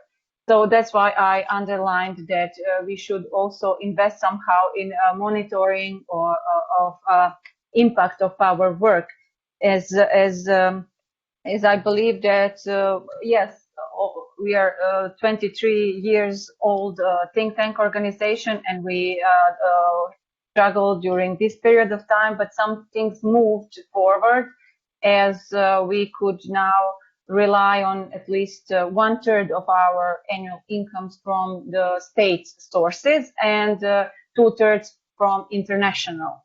And also I can share the opinion of my colleague Aneta that in our case 90% of funds are project-based, only 10% institutional. So I see the business sector's potential of support, but really we need to, it's our job to prove them that investing in think tanks could change the reality. Thank you very much, and thank you very much for all the panelists. Thank you, Aneta, Milena, and Igor for participating in today's panel. And let me give the floor now to Jim, and thank you for the patience because we passed 2 minutes. Thank you. Thank you for your skill, and as a chair, an excellent set of very informative presentations. And clearly we are all going to have to transform, and certainly in the funding area will not be able to look to the traditional sources of funding, and the great change will take place. The great trauma, I would suggest, will take place in the next 8 to 12 months. So the comments on the panel were very instructive, and thank you very much for your able leadership in taking us through the panel. We now turn to the final panel, which will focus on how do we communicate to policymakers and the public and to our colleagues at think tanks the challenges we face and how together we can meet these challenges. And so we have assembled a group of executives and policymakers, both current and former, to provide advice on that front. And I now turn it over to the chair. Thank you very much, Jim, and thanks to many thanks to the Lauder Institute at the University of Pennsylvania and GlobSec for organizing what so far has been a really extremely inspiring summit. My name is Thibaut Meuzergue. I am the Europe Program Director at the International Republican Institute, and I'm honored to chair this panel. It's an important one because its goal is to provide a set of recommendations to move the ideas that we have discussed into action. And it means that it's not an easy panel. It's not an easy panel for three reasons, I would say. The first one is because, first, although it's already very difficult to describe and identify problems, particularly in this context, it is even harder to find solutions and to communicate them to policymakers. Second, it's a difficult task because we are facing a crisis whose changes, behavioral and others, are not all known to us. If we look at the crisis of 2008, the social and economic consequences of this crisis didn't appear, at least in Europe, before the 2010s and even I would say the mid 2010s, and this crisis is no exception. So it's difficult with only 6-month hindsight to already find solutions and communicate them to policymakers. But it's our job, right? And finally, I would also say that it is a daunting task and a very difficult task because history is not on our side, at least when it comes to this region, Central and Eastern Europe. And I'd like to open this roundtable by making a bit of a provocative statement or quoting a provocative statement that was made from a revolution scholar called François Furet. And that statement was quoted recently in Ivan Krastev's new book, The Light That Failed. And it is about revolution. And obviously, we are living a revolution at the moment. And the revolution that Furet talks about is the revolution of 1989, 1991, which epicenter was in Central Europe. It's pretty tough, and some might even find them slightly insulting, but it's provocative. And basically, this is what François Furet said. Not a single new idea has come out of Eastern Europe in 1989. Now, that's a very rough statement, but there is some truth to that. And that's what led Krastev and others to say that basically the politics of Central and Eastern Europe, so of the region we're talking about, over the past 20, 30 years has been mostly one that's followed the logic of imitation, copying Western liberalism as a model, sometimes a counter model, sometimes as an irony, and we're in the land of Franz Kafka, so there is ground for this. But the reason why Central Europe was the reason why François Furet was able to make this statement is that there was a specific paradigm in 1989. This was the so-called the end of history, and there were no think tanks in the region. Now there are think tanks. There are many think tanks that have developed around the region, and their purpose is indeed to bring fresh ideas that hopefully are going to be relevant to governments in the region. And hopefully today we can prove François Furet wrong and contradict him, at least when it comes to solving the corona crisis revolution. So to discuss this issue and to find solutions and communicate them, I am joined by three eminent think tankers from very different parts of the region and different backgrounds. Yuri Yakimenko, who is president of the Razumkov Center, which is an independent think tank, one of the most renowned independent organizations in Ukraine. He is also the editor-in-chief of the Journal of National Security and Defense and has served, among other posts, as deputy head of the Department of Analysis and Prognosis of Home Policy at the administration of the President of Ukraine. Krysela Hatskay, is the executive director of the Cooperation Development Institute, a non-partisan think tank based in Tirana, Albania, and the think tank focuses on research in regional cooperation, economic and social development dynamics, and institutional governance.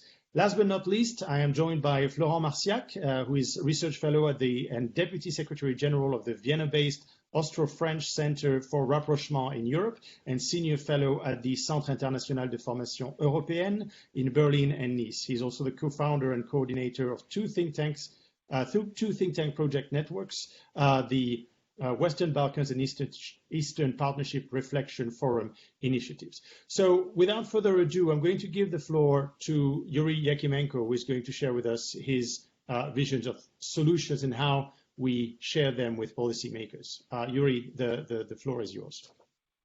Thank you, Mr. Chairman. Greetings from Kiev, Ukraine. If you let, I would like to present our vision of policy recommendations for policymakers in Europe, prepared in Razumkov Center. Of course, in this process of preparation of this document, we refer to materials of global think tank town halls, to materials of international organizations, to analysis of our colleagues of different think tanks in the world. So we prepared a set of recommendations that structured in order to follow four priorities. First one is enhancing international cooperation in Europe in fighting corona pandemic. Second one, research and policy advice. And number 3 and 4 are more specific for Central European countries and countries of Eastern Partnership, addressing issues of labor, migration and employment, and recommendations for European neighborhood policy. So let me start with first part, international cooperation in Europe. What we see is necessary to do here.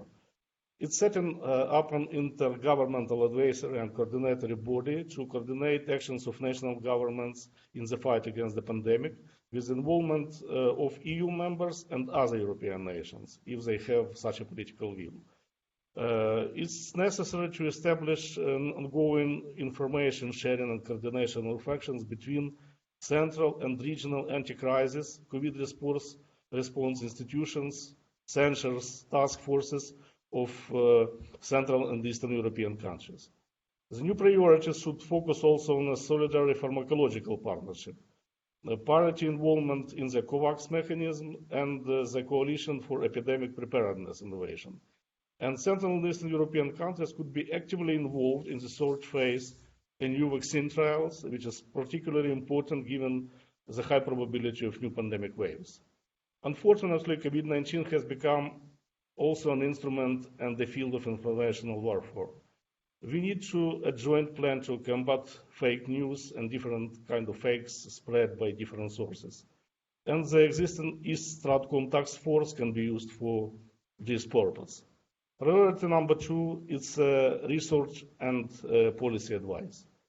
We need accumulation and systematizing experience of different countries in the pandemic response, implementing comparative studies to assess the effectiveness of such measures, establishing the national think tanks consortia in different countries to study the impact on pandemic on society. Today we have heard that it's a problem how to compare different approaches to counter coronavirus, and we need the think tanks may play a crucial role in that.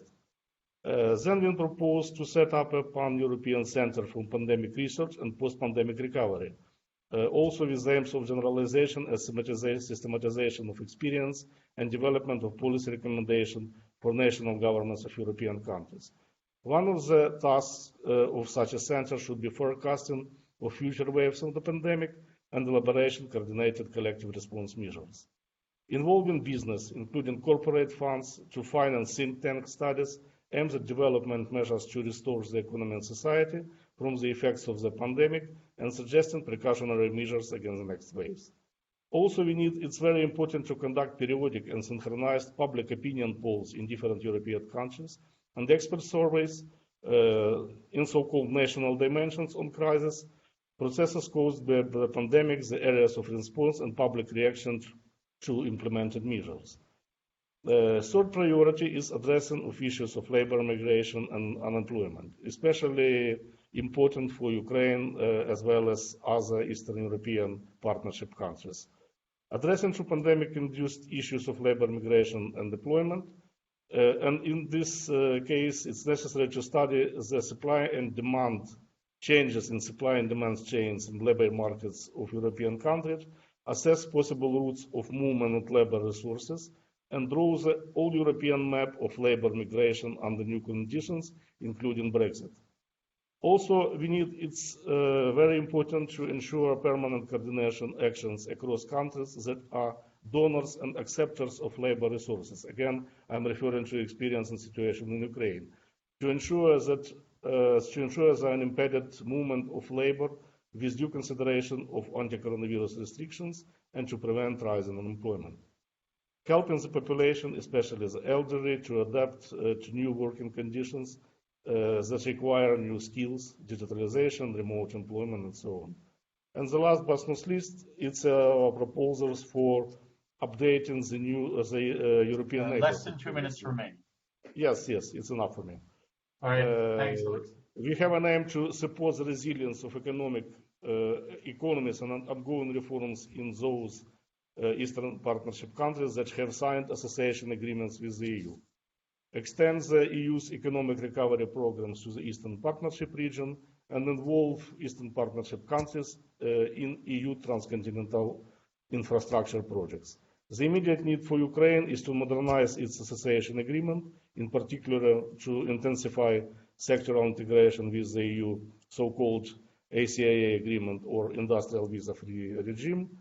We think it's also critical to adapt the themes and topics of international cooperation projects implemented in the Eastern Partnership countries to issues instigated by the pandemic, including support for research to analyze new problems and aspects, in particular issue of human rights protection under conditions of implementation of anti-coronavirus restrictions. What we see is the most important, summarizing, is that those initiatives should involve all European countries, but not only members of the EU. As coronavirus do not recognize national borders, only European solidarity can make the response effective. Thank you, Mr. Chairman. Thank you very much, Dziękuję, Yuri. I think it was what you said was interesting. Also because it was a view from Ukraine, but a lot of the topics that you mentioned, including migration, coordination between EU and non-EU members, is something that is relevant to the region as a whole, and not only to Ukraine. And actually, talking about coordination between EU and non-EU members, I think it would be interesting now to move to Albania.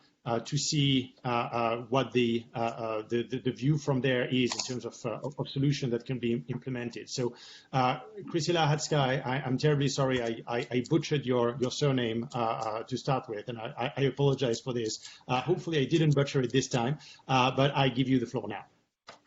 So thank you. No, actually, it's the pronunciation is very good. So thank you, Chairman, for giving the floor. And first of all, I would like to say that I'm very happy to be today in this event. So most of all, to hear different perspectives from different parts of the Central and European countries. So I would like to start my intervention by underlining that think tanks, at least it seems here in Albania, have remained islands of sanity in this very conflictual and very confused world we are living in.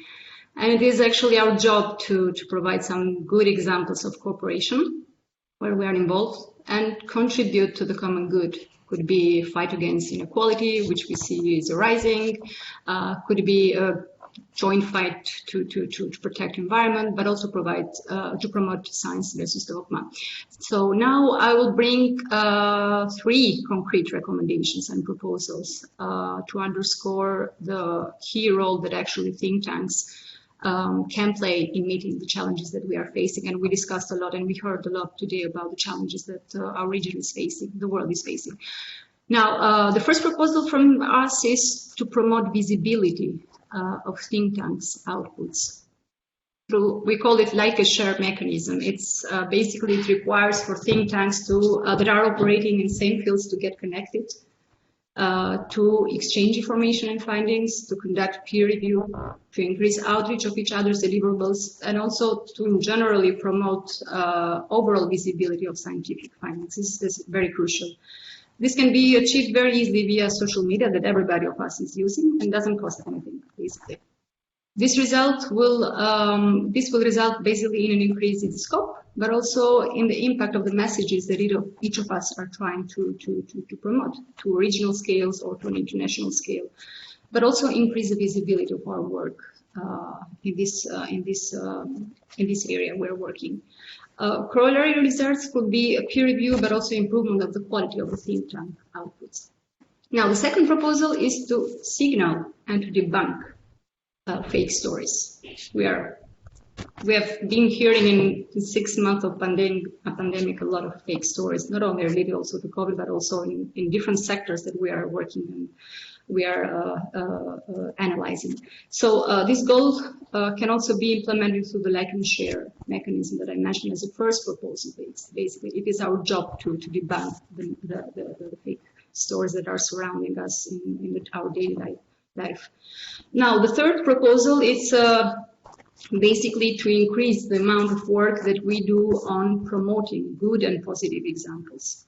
Now, we have, I think, the tendency of focusing a lot on problem solving, adding to an already very complicated and anxious atmosphere that we heard a lot today about that surrounds us. And we often forget that even in the most difficult but also complicated situations, there are best cases. There are some islands of excellence. There are some good examples that need to be promoted very widely. So these are surviving and thrive. So I believe it's the think tank task to identify them, not only do it, but also to promote their basically achievements, hoping that the rest will imitate them. Albania, for example, is implementing one of the most difficult reforms. 2 minutes remaining.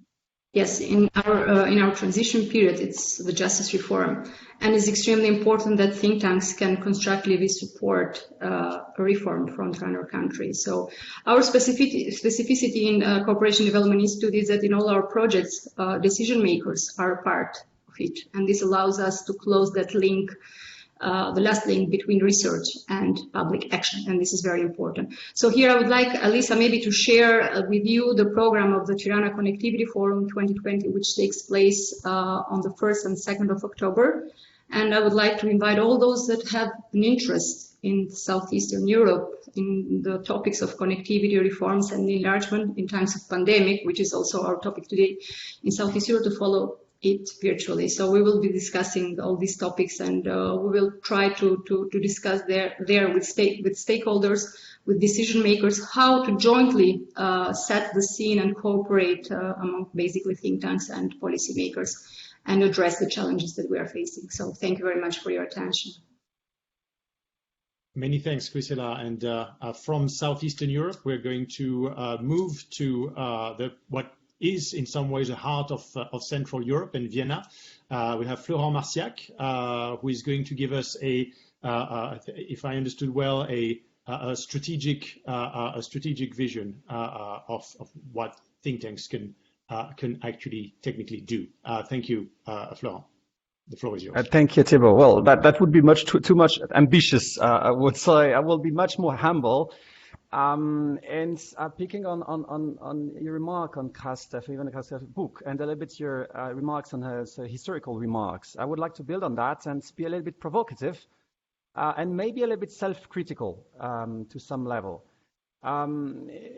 So what I see is our mission, part of a mission is to deliver expertise about possible futures, to warn about what can happen, and also to make suggestions about what can be improved. So with the idea that these futures can be changed.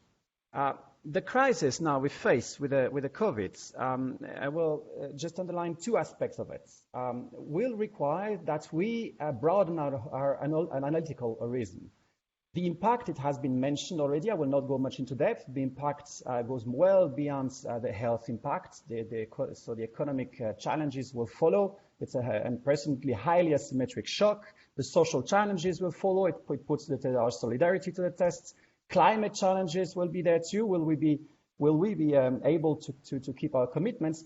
But also technological challenge. And this is something I would like to focus today in my short input. Technological challenges. The COVID crisis will considerably, and it's already doing so, increasing our dependency on new technology. And when I say dependency, I say an uncritical use of technological and digital tools. We all welcome the fact that we can communicate on Zoom and so on, or Blue Jeans. But we have this faith, which is a French Auguste Comte's order in progress, that it will all go so in the right directions. I think that to look at the impact of the crisis, we need much more transdisciplinary approaches to that matter, including this kind of aspects, how our approach to technology is changing. The second aspect of the COVID crisis is it will require us to broaden our horizon of time. Jim was talking about the abnormal becoming the new normal. This is also what we said after the 2008 crisis. This is actually what we've said in the past few decades. Crisis is the new normal.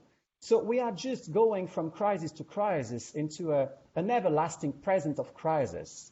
That conveys a few issues. It's not a new process, but the COVID crisis is accelerating the already ongoing acceleration of time. I'm going a little bit away from the specific details, but I think it's important to keep that in mind. We had this technological acceleration already ongoing for many decades. Transport, now we don't even need anymore to be moving. The speed of transport is the speed of light in meeting our colleagues, in communicating our results, our thoughts. Communication, we can, with the 5G and other communication, we will be able to move loads of data. Less than 2 minutes for me. The speed yes, the acceleration also of social changes from intergenerational to intragenerational, hence the acceleration of living rhythms. So multitasking. Now we're probably doing some emails or keeping the kids at the same time. COVID will accelerate all of that. What will be the impact of it? Some focus, over-focus on the present, I would say. A complexification of decisional processes. The knowledge will become quickly outdated. It's getting even more so. So what can we do? And I'm concluding with that. I think we need not only to be more transdisciplinary, but we need to have some debates about ethics and technology. We see technology very much as a response to the challenges COVID is bringing us on our shoulders, but we need some ethical reflection on how we use the technological means to address these challenges at think tanks and also in the sphere of politics. Many thanks, Florent. I am not sure we have time for other questions. Obviously, all this leads to plenty of questions, including in terms of how to communicate in the realm of fake news and conspiracy theories that are abundant in social media. But I think we will leave that for another time. Jim, I'll leave you the floor. Thank you. Okay. And everyone is encouraged to send their questions, and we are. And their presentations. We are preparing a report of the summit, and we'll circulate that with the bios of the speakers, the agenda, and a synopsis of each presentation. So to facilitate that, please send your short talking points, and we will do our best to summarize them. We now are in the final segment, and I'm, in terms of the last panel and certainly the last speaker, I'm a great fan of Shakespeare, and one of the important elements, dramatic elements of Shakespearean plays is how the physical environment mirrors the distemper in the body politic and in society. And when I teach global climate change, I use the image of a pot boiling on the stove, and that image is the same in terms of the political environment and the challenges we face in terms of things speeding up and our ability to and need to adapt to those changes. I've asked Dmitry Trenin of the Carnegie Center in Moscow to make some observations and to talk about what trends we face and challenges from his perspective, having listened to all of the panelists and from his perch in Moscow. Dmitry, glad to have you. The floor is yours. Your mic is not on.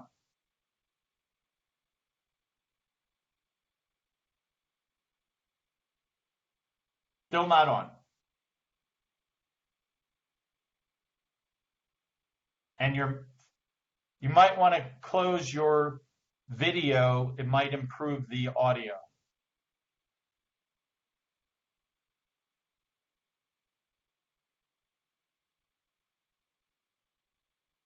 Still no sound, Dmitry.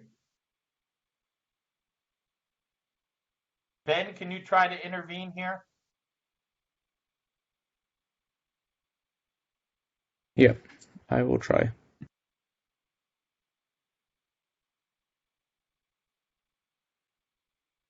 Could have him call in and put his voice on a speaker and as a. Do you hear me now? Perfectly. Should work now. Very good. Well, thank you very much. It's a pleasure and an honor for me, and apologies for this technical glitch. There's been a wealth of experience shared and a lot of very different perspectives. As you said, Jim, I can only add a few very general observations. I'm very focused on not so much on the first degree consequences of COVID, but on the second and third degree consequences. To me, the most important thing that COVID brought about was transforming the US-China rivalry to the level of confrontation. And that, to me, changes a lot of things across the world, including in Europe, including in Russia. So I will just highlight that. To me, that's very important. As a consequence of that, securitization of economic relations that has been evident for some time is taking on a wholly different scale, a wholly different importance. And we may be facing not so much a bipolarity in the geopolitical sense that existed during the Cold War, but a formation of technological blocks is something that we see happening before our very eyes. And that is a major change for the world. That leads to fragmentation of the global economy, a very important new development. And as a result of all that, the national is more and more trumping the international in the still very much globalized world, but globalized along somewhat different lines.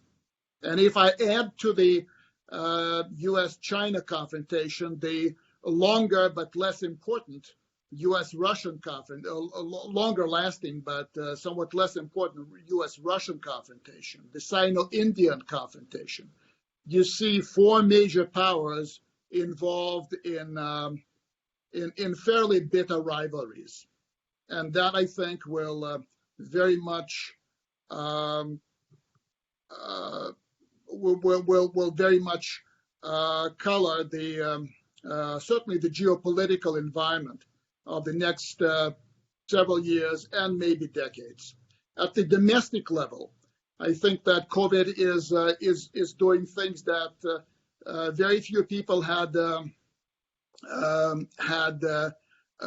forecast before. I just take two very different examples. Belarus. I don't think that absent COVID, we would have seen anything more than a replay of 2010, the previous election that led to a small upheaval, put down, and more or less business as usual following. And I think also that COVID has been a major factor in the US election, whatever the outcome. But COVID is the thing that is impacting more, I think, than almost anything else. There's another aspect to COVID. I think that we are surpassing the democracy authoritarianism paradigm that we've been living with since the end of the Cold War. It's more about, if you look at how nations are coping with COVID, it doesn't matter very much whether they're democratic or authoritarian. What matters is how competent the government is, how good the governance structure is, how much trust there exists between society and those who govern countries, and what kind of culture and what kind of solidarity that culture provides to societies. Where you have domestic and international factors coming together, you have new flashpoints. Belarus could be one such flashpoint. And I would say that potentially the crisis over Belarus could become even more dangerous to the security of Europe than the crisis over Ukraine has been. And as for US-Russian confrontation, it is edging toward a collision. And I'm very, very much concerned about what happens. And look at the Navalny case, which is another aspect of he was not hit by COVID, as we all know, but this is something that has already led to the breakdown of two relationships that so far have served as channels between Russia and the West. The one with Berlin, the main relationship, the main channel, and the other one between Moscow and Paris. And we have none left at this point, non-functioning. That I see as very important. And very lastly, I wonder why Russia was put in this group. The agenda, the environment, of the think tank communities, and more broadly, the political and economic agenda and the geopolitical agenda, all these agendas are very different from everything I heard from my Central and Eastern European colleagues. So that is a takeaway that I will think about when this session is over. Thank you very much, Jim. Dmitry, thank you. All of these presentations have been sobering, and yours was the, if I can call it, the icing on the cake, although it's not a cake that tastes very good based on the trends that you have identified. But nonetheless, we need to take a cold look at the world we face and prepare ourselves for that. But thank you very much for your comments. Thanks to one and all for what was a wonderfully rich and deep set of comments on all of the panels. It was just simply extraordinary, and I'm glad that you all were able to stay with us throughout. And for those who want to join us for in just a few moments for a special panel that was added on Belarus. We have been called to action, and we must continue to realize the importance of effectively communicating the value and importance of several things. One, evidence and ideas and innovation matter, and think tanks matter, especially in times of crisis. Two, that we not only have to think, but we must think and do and provide ideas and innovation to help policymakers and the public respond to this crisis and the never-ending or evolving uncertainty that we face.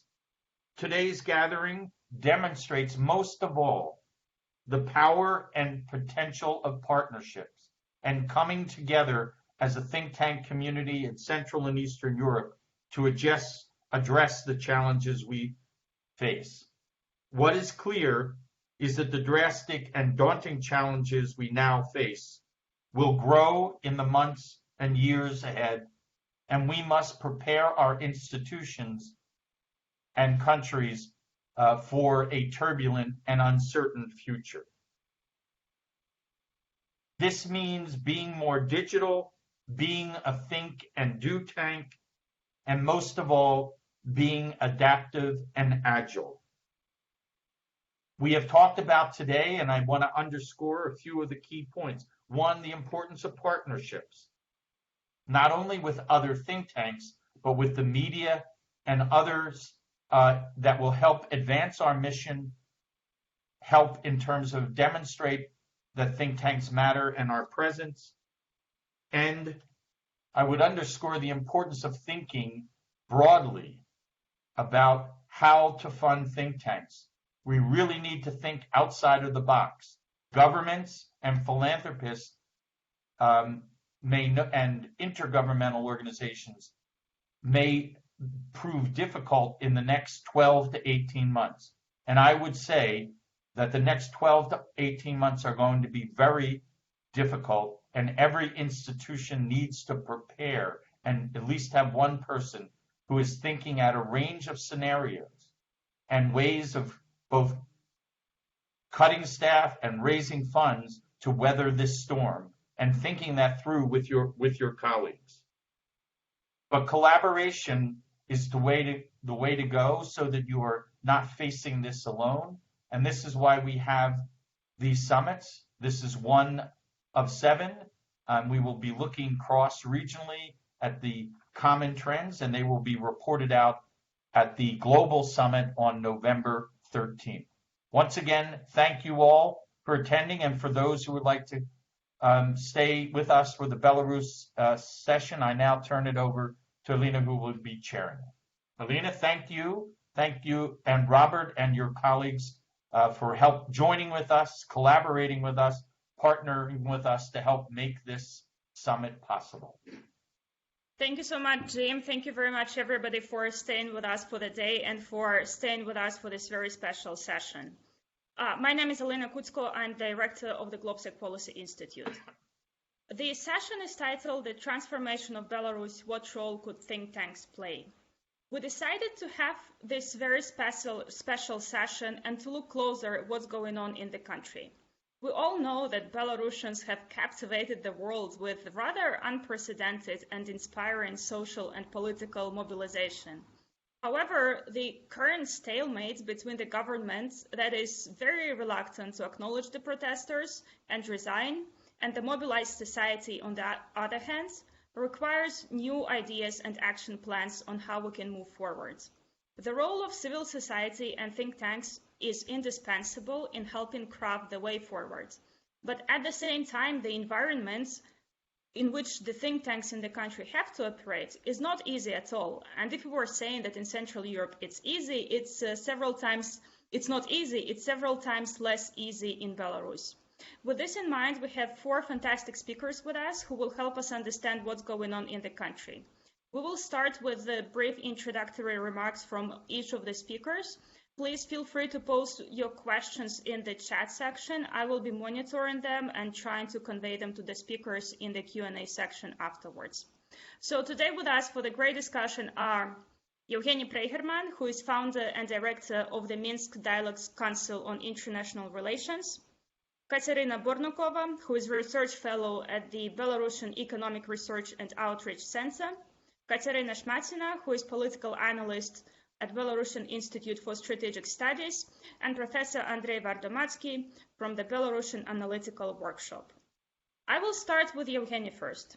Evgeny, give us your assessment of where we are currently in the country. What do you think we need to understand about what's going on in Belarus now, so that we can also better understand in which environment the think tanks and other civil society organizations operate?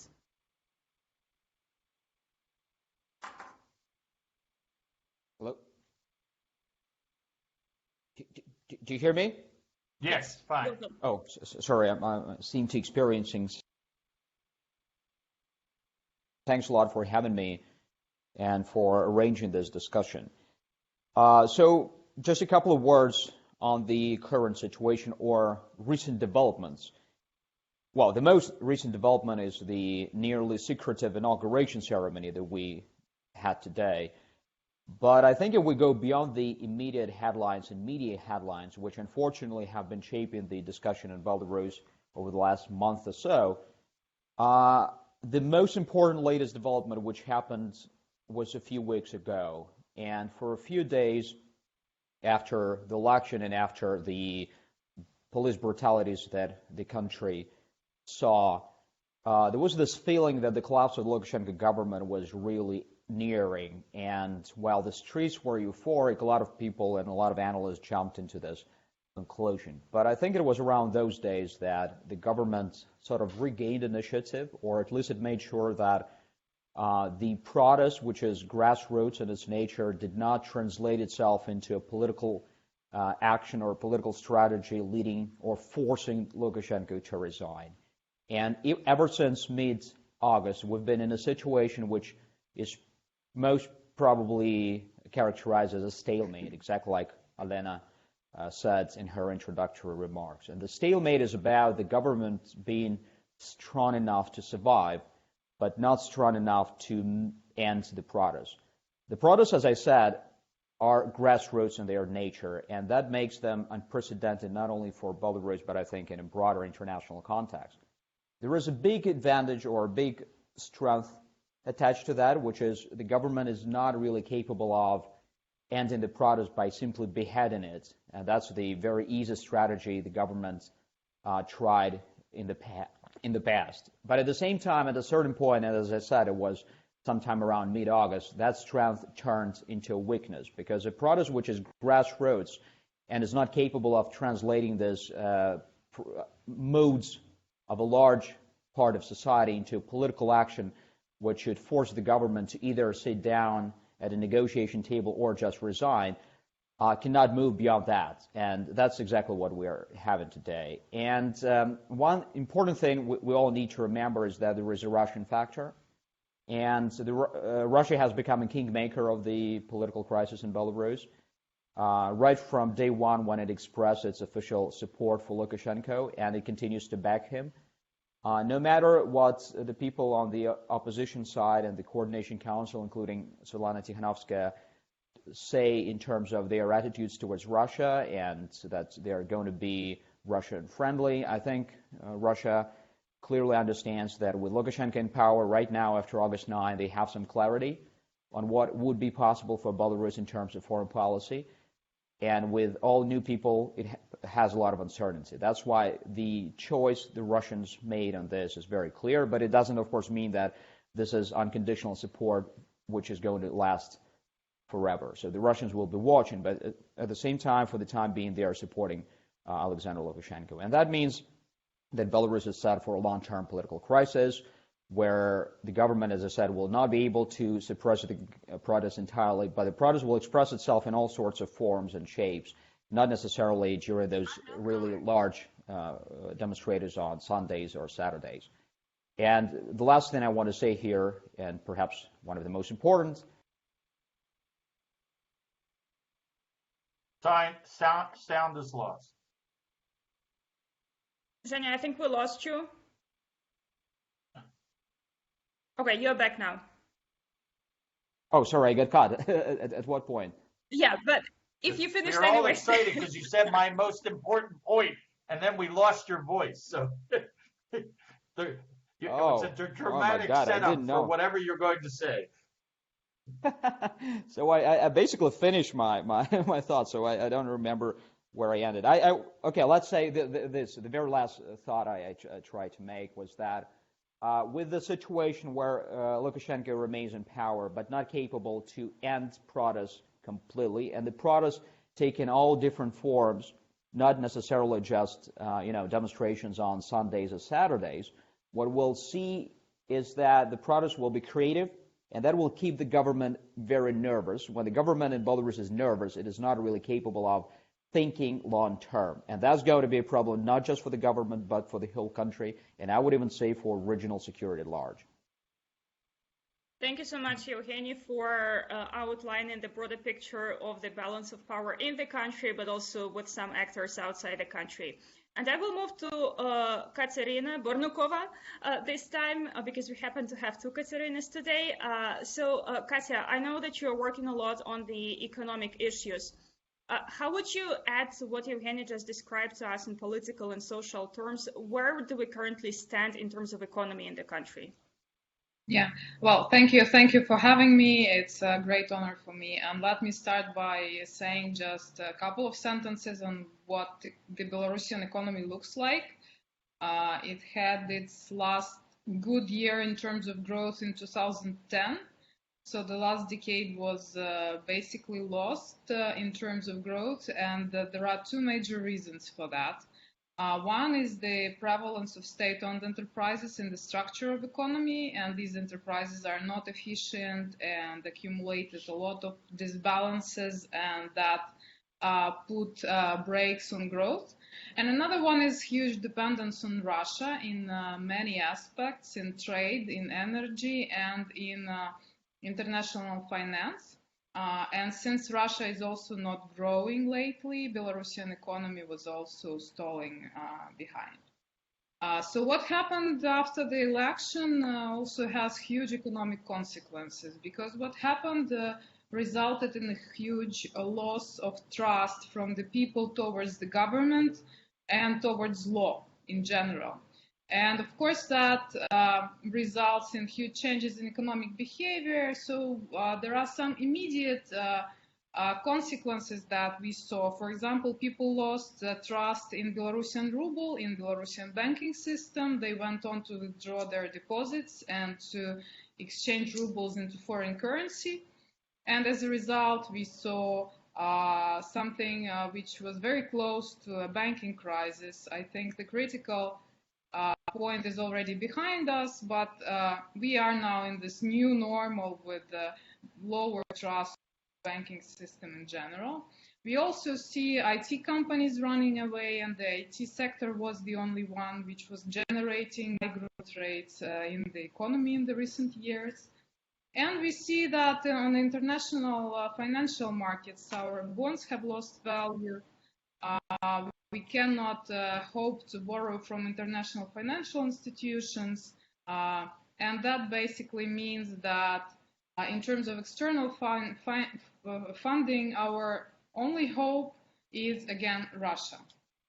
And in the long run, this uncertainty, this stalemate, and this loss of trust would translate into lack of investment, lack of initiative, very probably high level of migration, and deterioration of economic policies, because as Evgeny has mentioned, our government is not good in thinking strategically under stress, and right now stability and safety seems much more important for the government as they understand it than economic means, and we cannot hope for any economic reforms which were discussed before the election.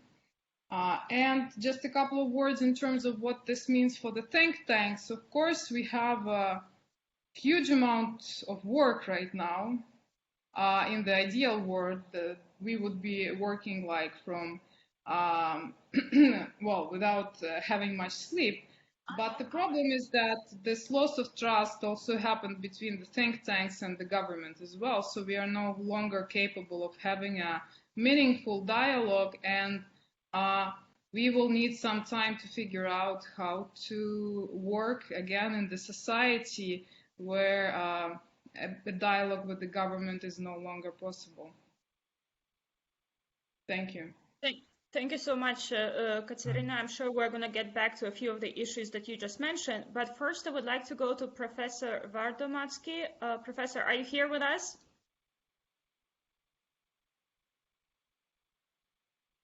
Yes, I can see you now. Thank you so much. I know, Professor, that you've been working a lot on trying to assess the social moods in the country. What is your assessment and where we stand? I would like to show some slides to you to explain the wow. It's unless we unfortunately, unless we have the slides, we will not be able to put them up on SlideShare. We have to have them download them, enter them into the file in order to upload them on the screen. Okay. Okay. I would like to explain some reasons of such high level of mobilization of Belarusian people, which is absolutely unprecedented in the whole history of Belarus.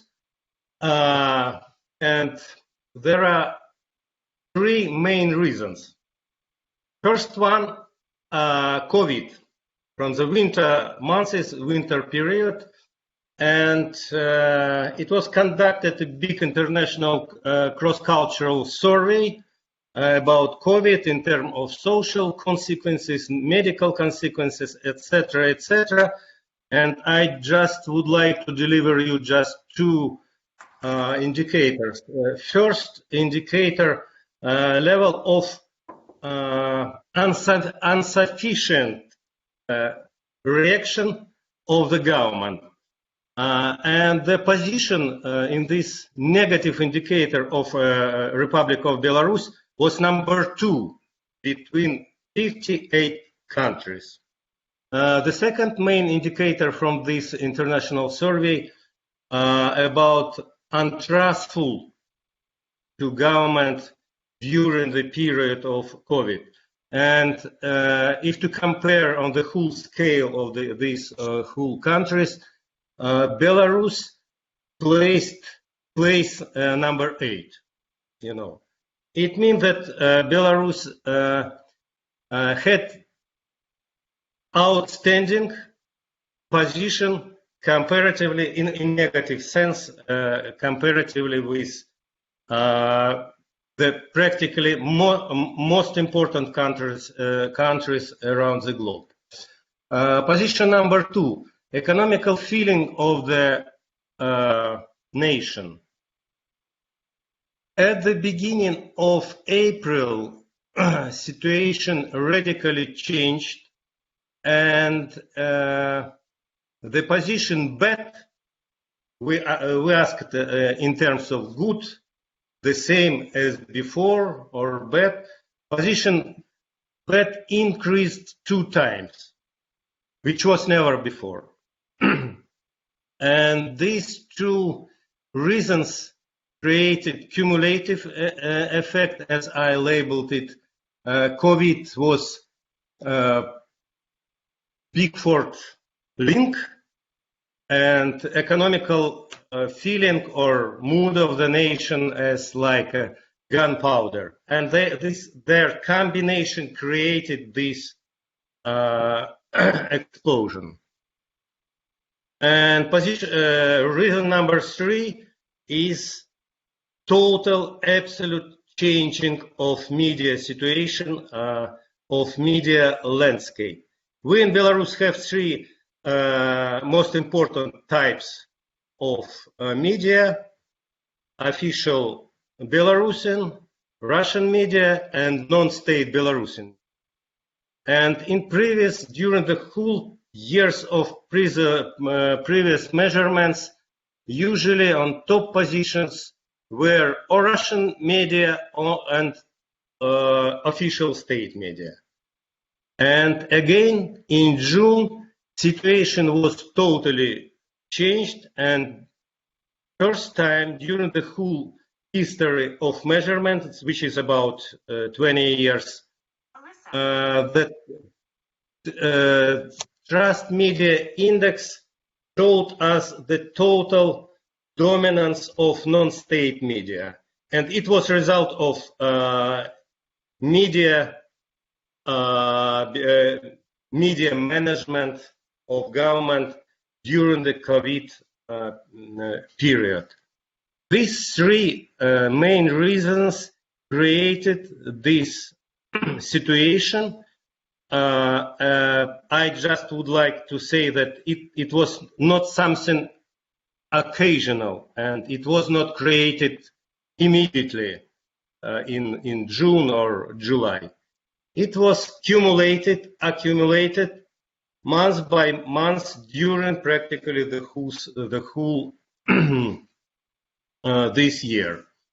About main characteristics of... Professor, can I stop you here, and we'll get back to you for the second round, okay? Because I want to do another round of questions. We'll get back to you in a couple minutes. And I'll go now to Katya Nashmatsina. Thank you very much, Professor. Katya, I'm going to make your job a little bit more difficult. I think we agreed between all the speakers that the government currently does not have a solid strategy on how to move forward and does not have a longer term plan how to improve the situation in the country. We have deteriorating economy, health crisis, but at the same time mobilized society. But we also agreed that the society actually does not trust the government and the government does not trust the society. So can we not talk to the government? And if not to the government, who can we as think tanks talk to at all? You're muted. Okay, and now, hello, happy to, am I muted now or I'm fine? You're fine. Okay, so great. Happy to join the conversation. And first I will reiterate this comparison when we talk about the stalemate we are having now.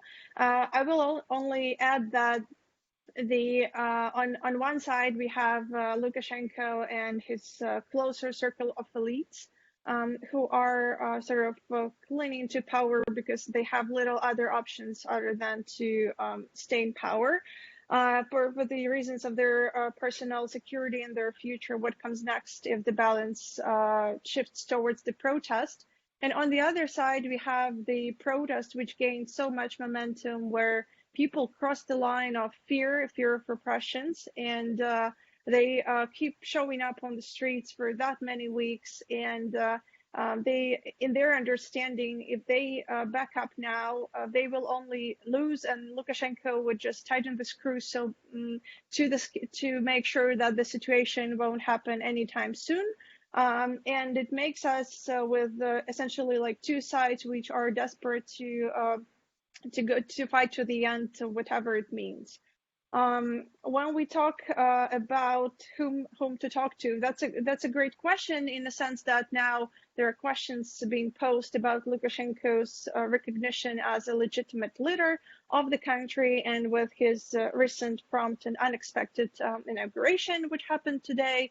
And at the time when if you or like several European leaders consider what does it mean to treat Lukashenko as illegitimate, essentially a politician, and what that means in terms of establishing further developing ties with Belarus. But also there is these new democratic structures gaining political weight, which is, and I mean the Coordination Council and the team of Svetlana Tikhanovskaya. This is not their current weight is not enough to treat them as a representative of the state as such, because they don't have that much actual domestic influence, but they are treated and considered seriously on the international level. And they're using getting more and more like recognition, and there's someone talked to when they're given words at, let's say, like meetings with European leaders or places like UN Security Council. And I would consider this as a interim achievement of the current protest, when it got some leadership, which got some sort of significant recognition.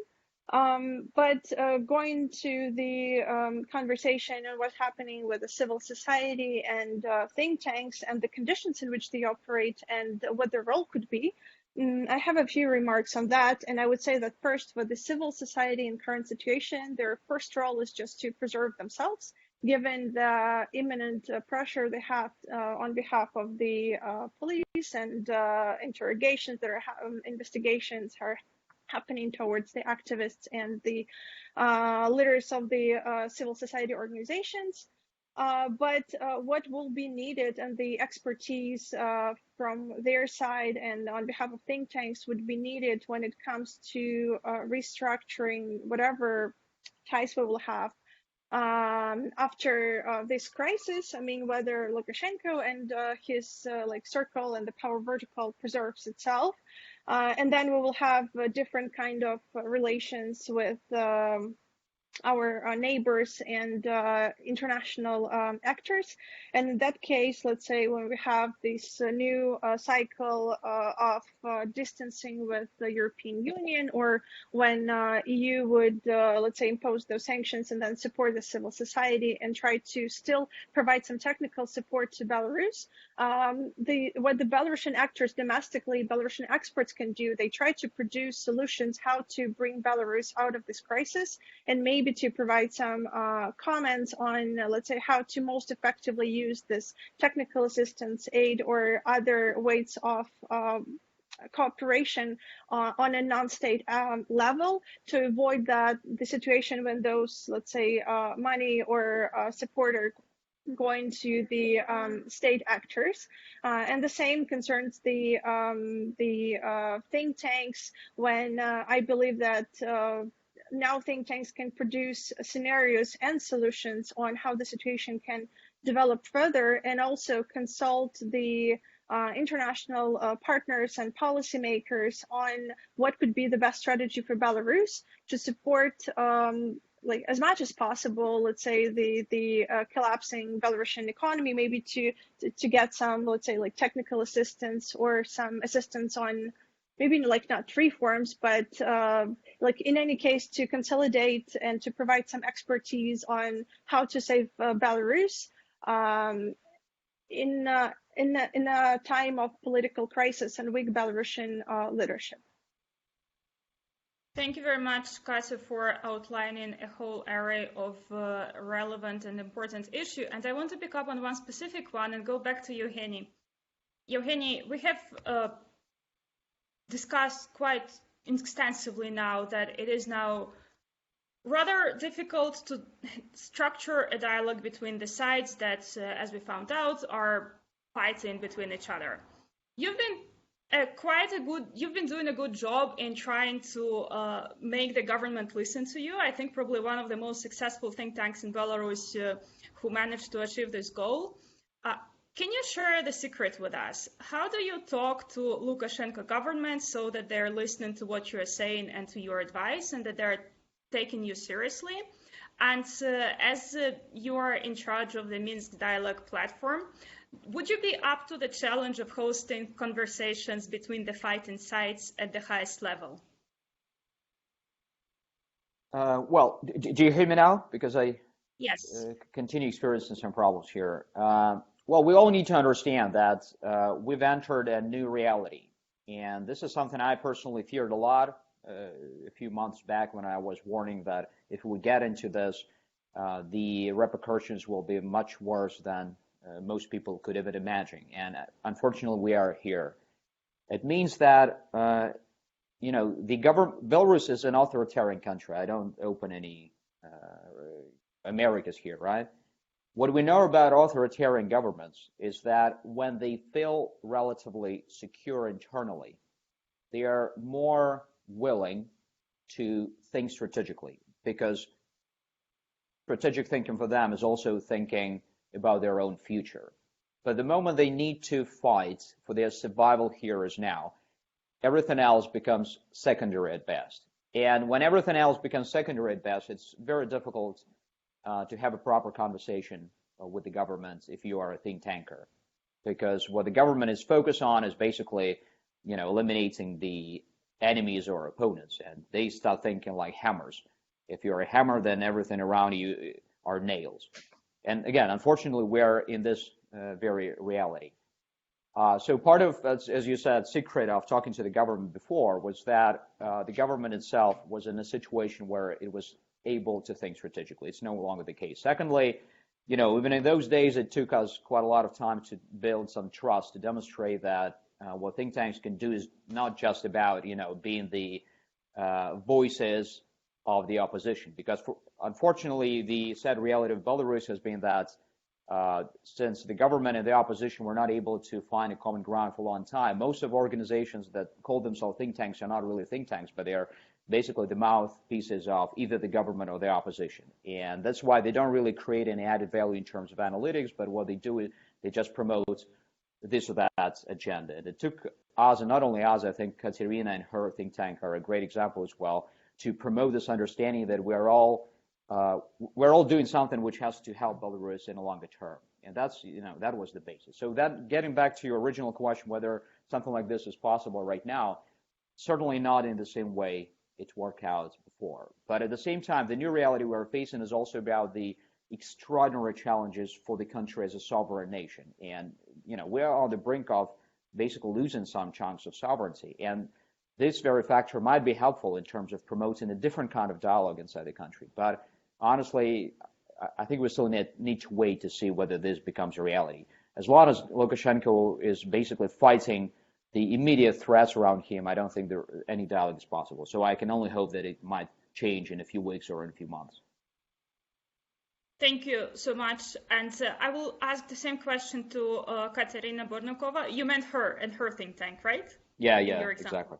Perfect. Exactly. Katerina, what is your strategy? Are you also trying to just survive the current period and be ready for the longer term engagement, or you still have some kind of a notice even in the current situation, be it the government or the opposition, or as the other Katerina outlined, the international actors? So we are in a very similar situation in the sense that we have worked very long, and it was a difficult road to build some dialogue, and together with our partner think tank IPM, we launched a huge economic forum, which is usually held in November. And this November, we don't know whether we will hold it or not, because usually we discuss reform agenda, what has been done, what should be the way forward. Right now, it's not clear, again, whether this discussion would make sense without the government, and it's quite clear that the government is not ready for this discussion right now.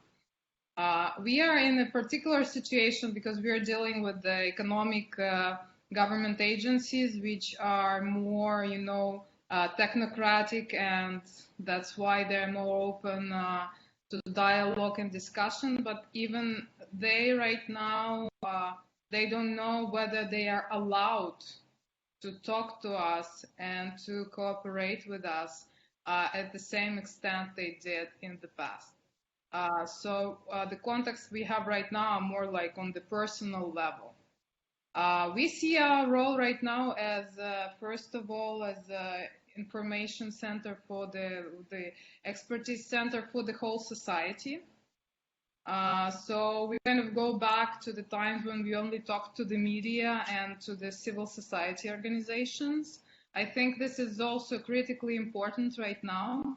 But I also hope that at some point we will get back to some kind of new normal, although I am not sure whether that would be, possible without the change of power, because, Lukashenko will not go back to being the Lukashenko he used to be like several years ago, or even 1 year ago. He's in a completely different situation, and that reflects on the whole society. Thank you so much, Katerina. And I will go back to Professor Vardomatskin. And I have a very specific question to you, because I know that, Professor, you are doing a lot of, or used to be doing a lot of sociological research in Belarus, and we know that it is increasingly a pretty much prohibited activity in the country.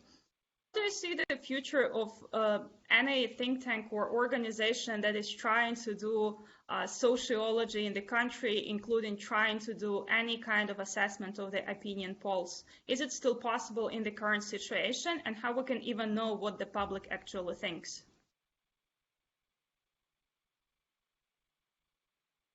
Professor? Okay, I don't see the professor getting back to us. Yes, yeah, perfect.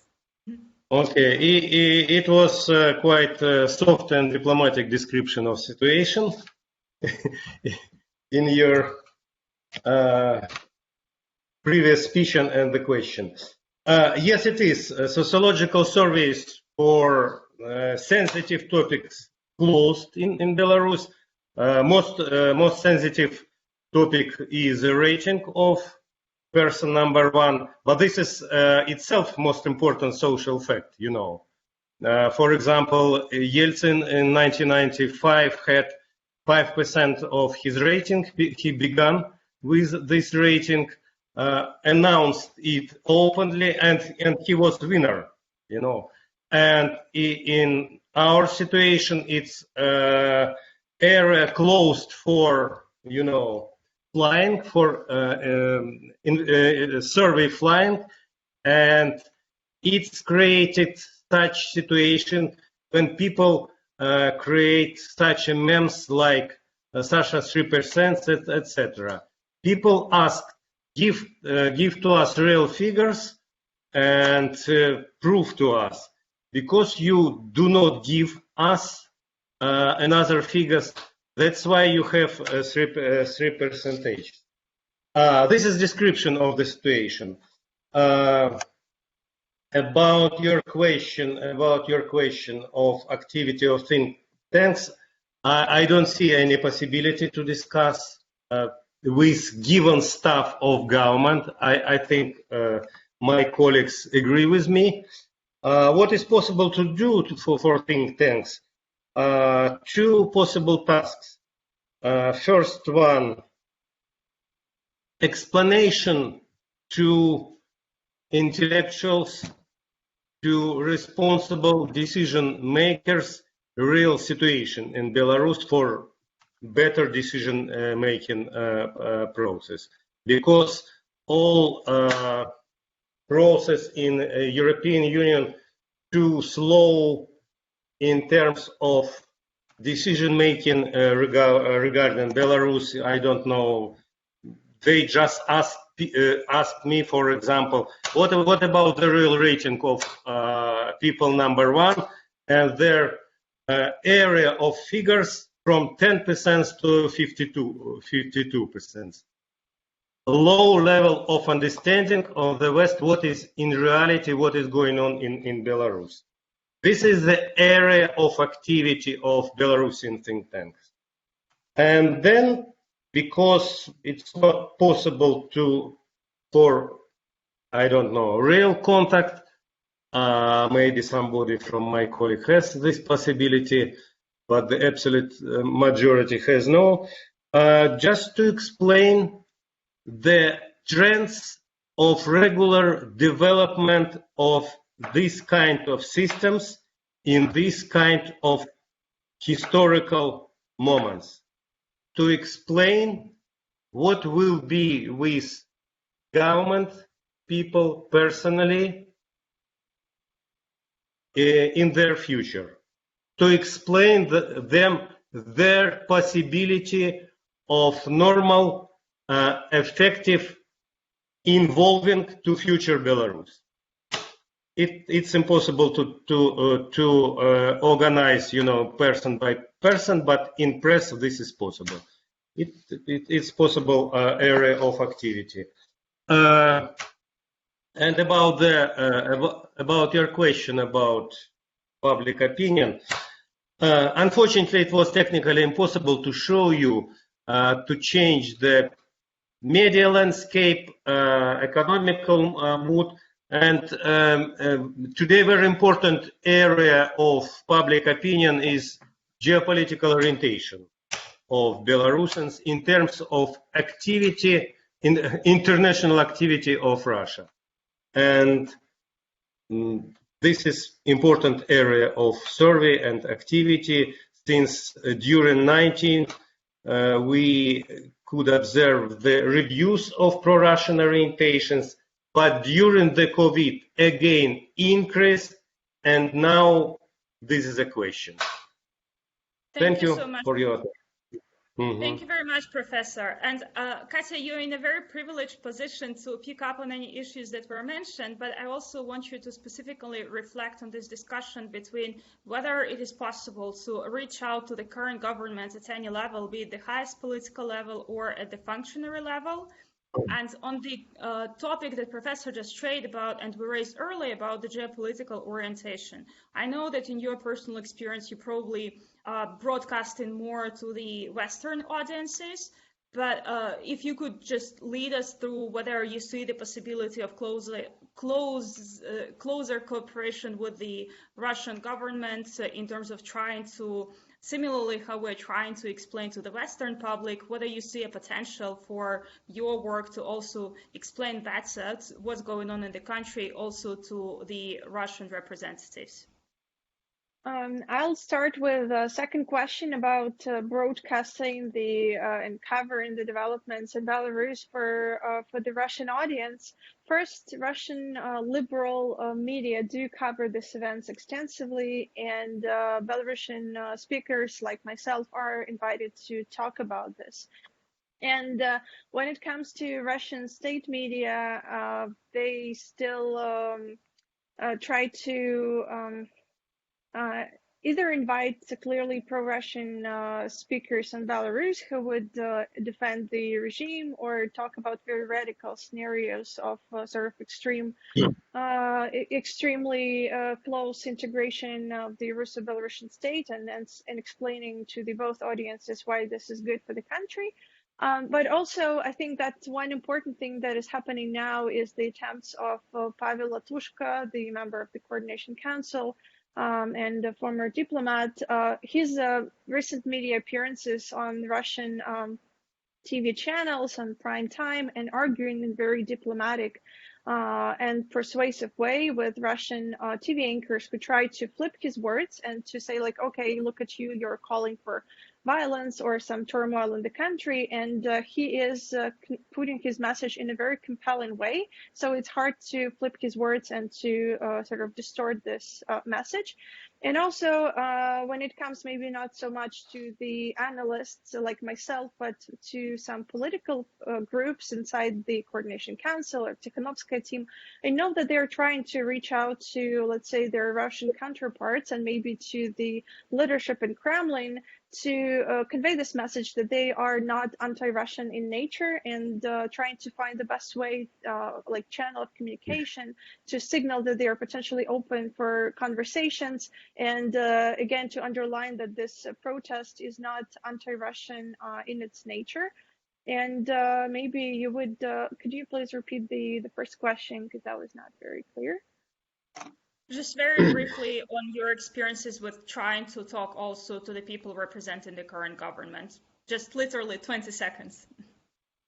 Okay, so as an independent analyst of a think tank, which LON exists, which is registered in Lithuania and is not very sort of perceived favorably in the eyes of the current Belarusian authorities, I did not make such attempts myself.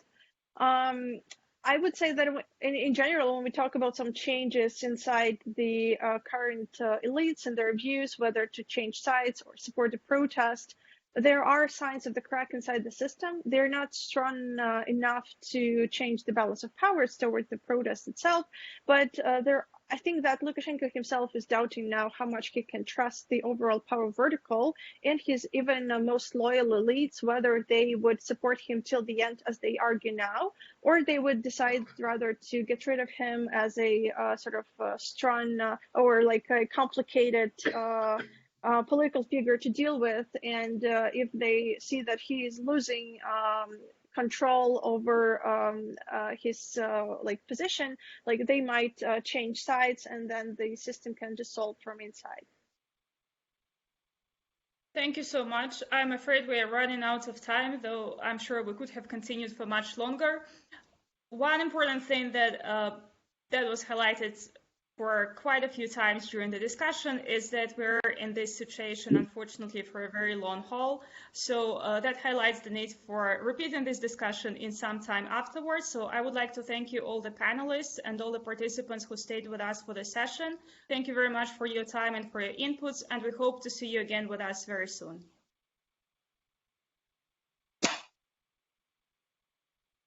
Thank you. Thank you. Thank you, colleagues.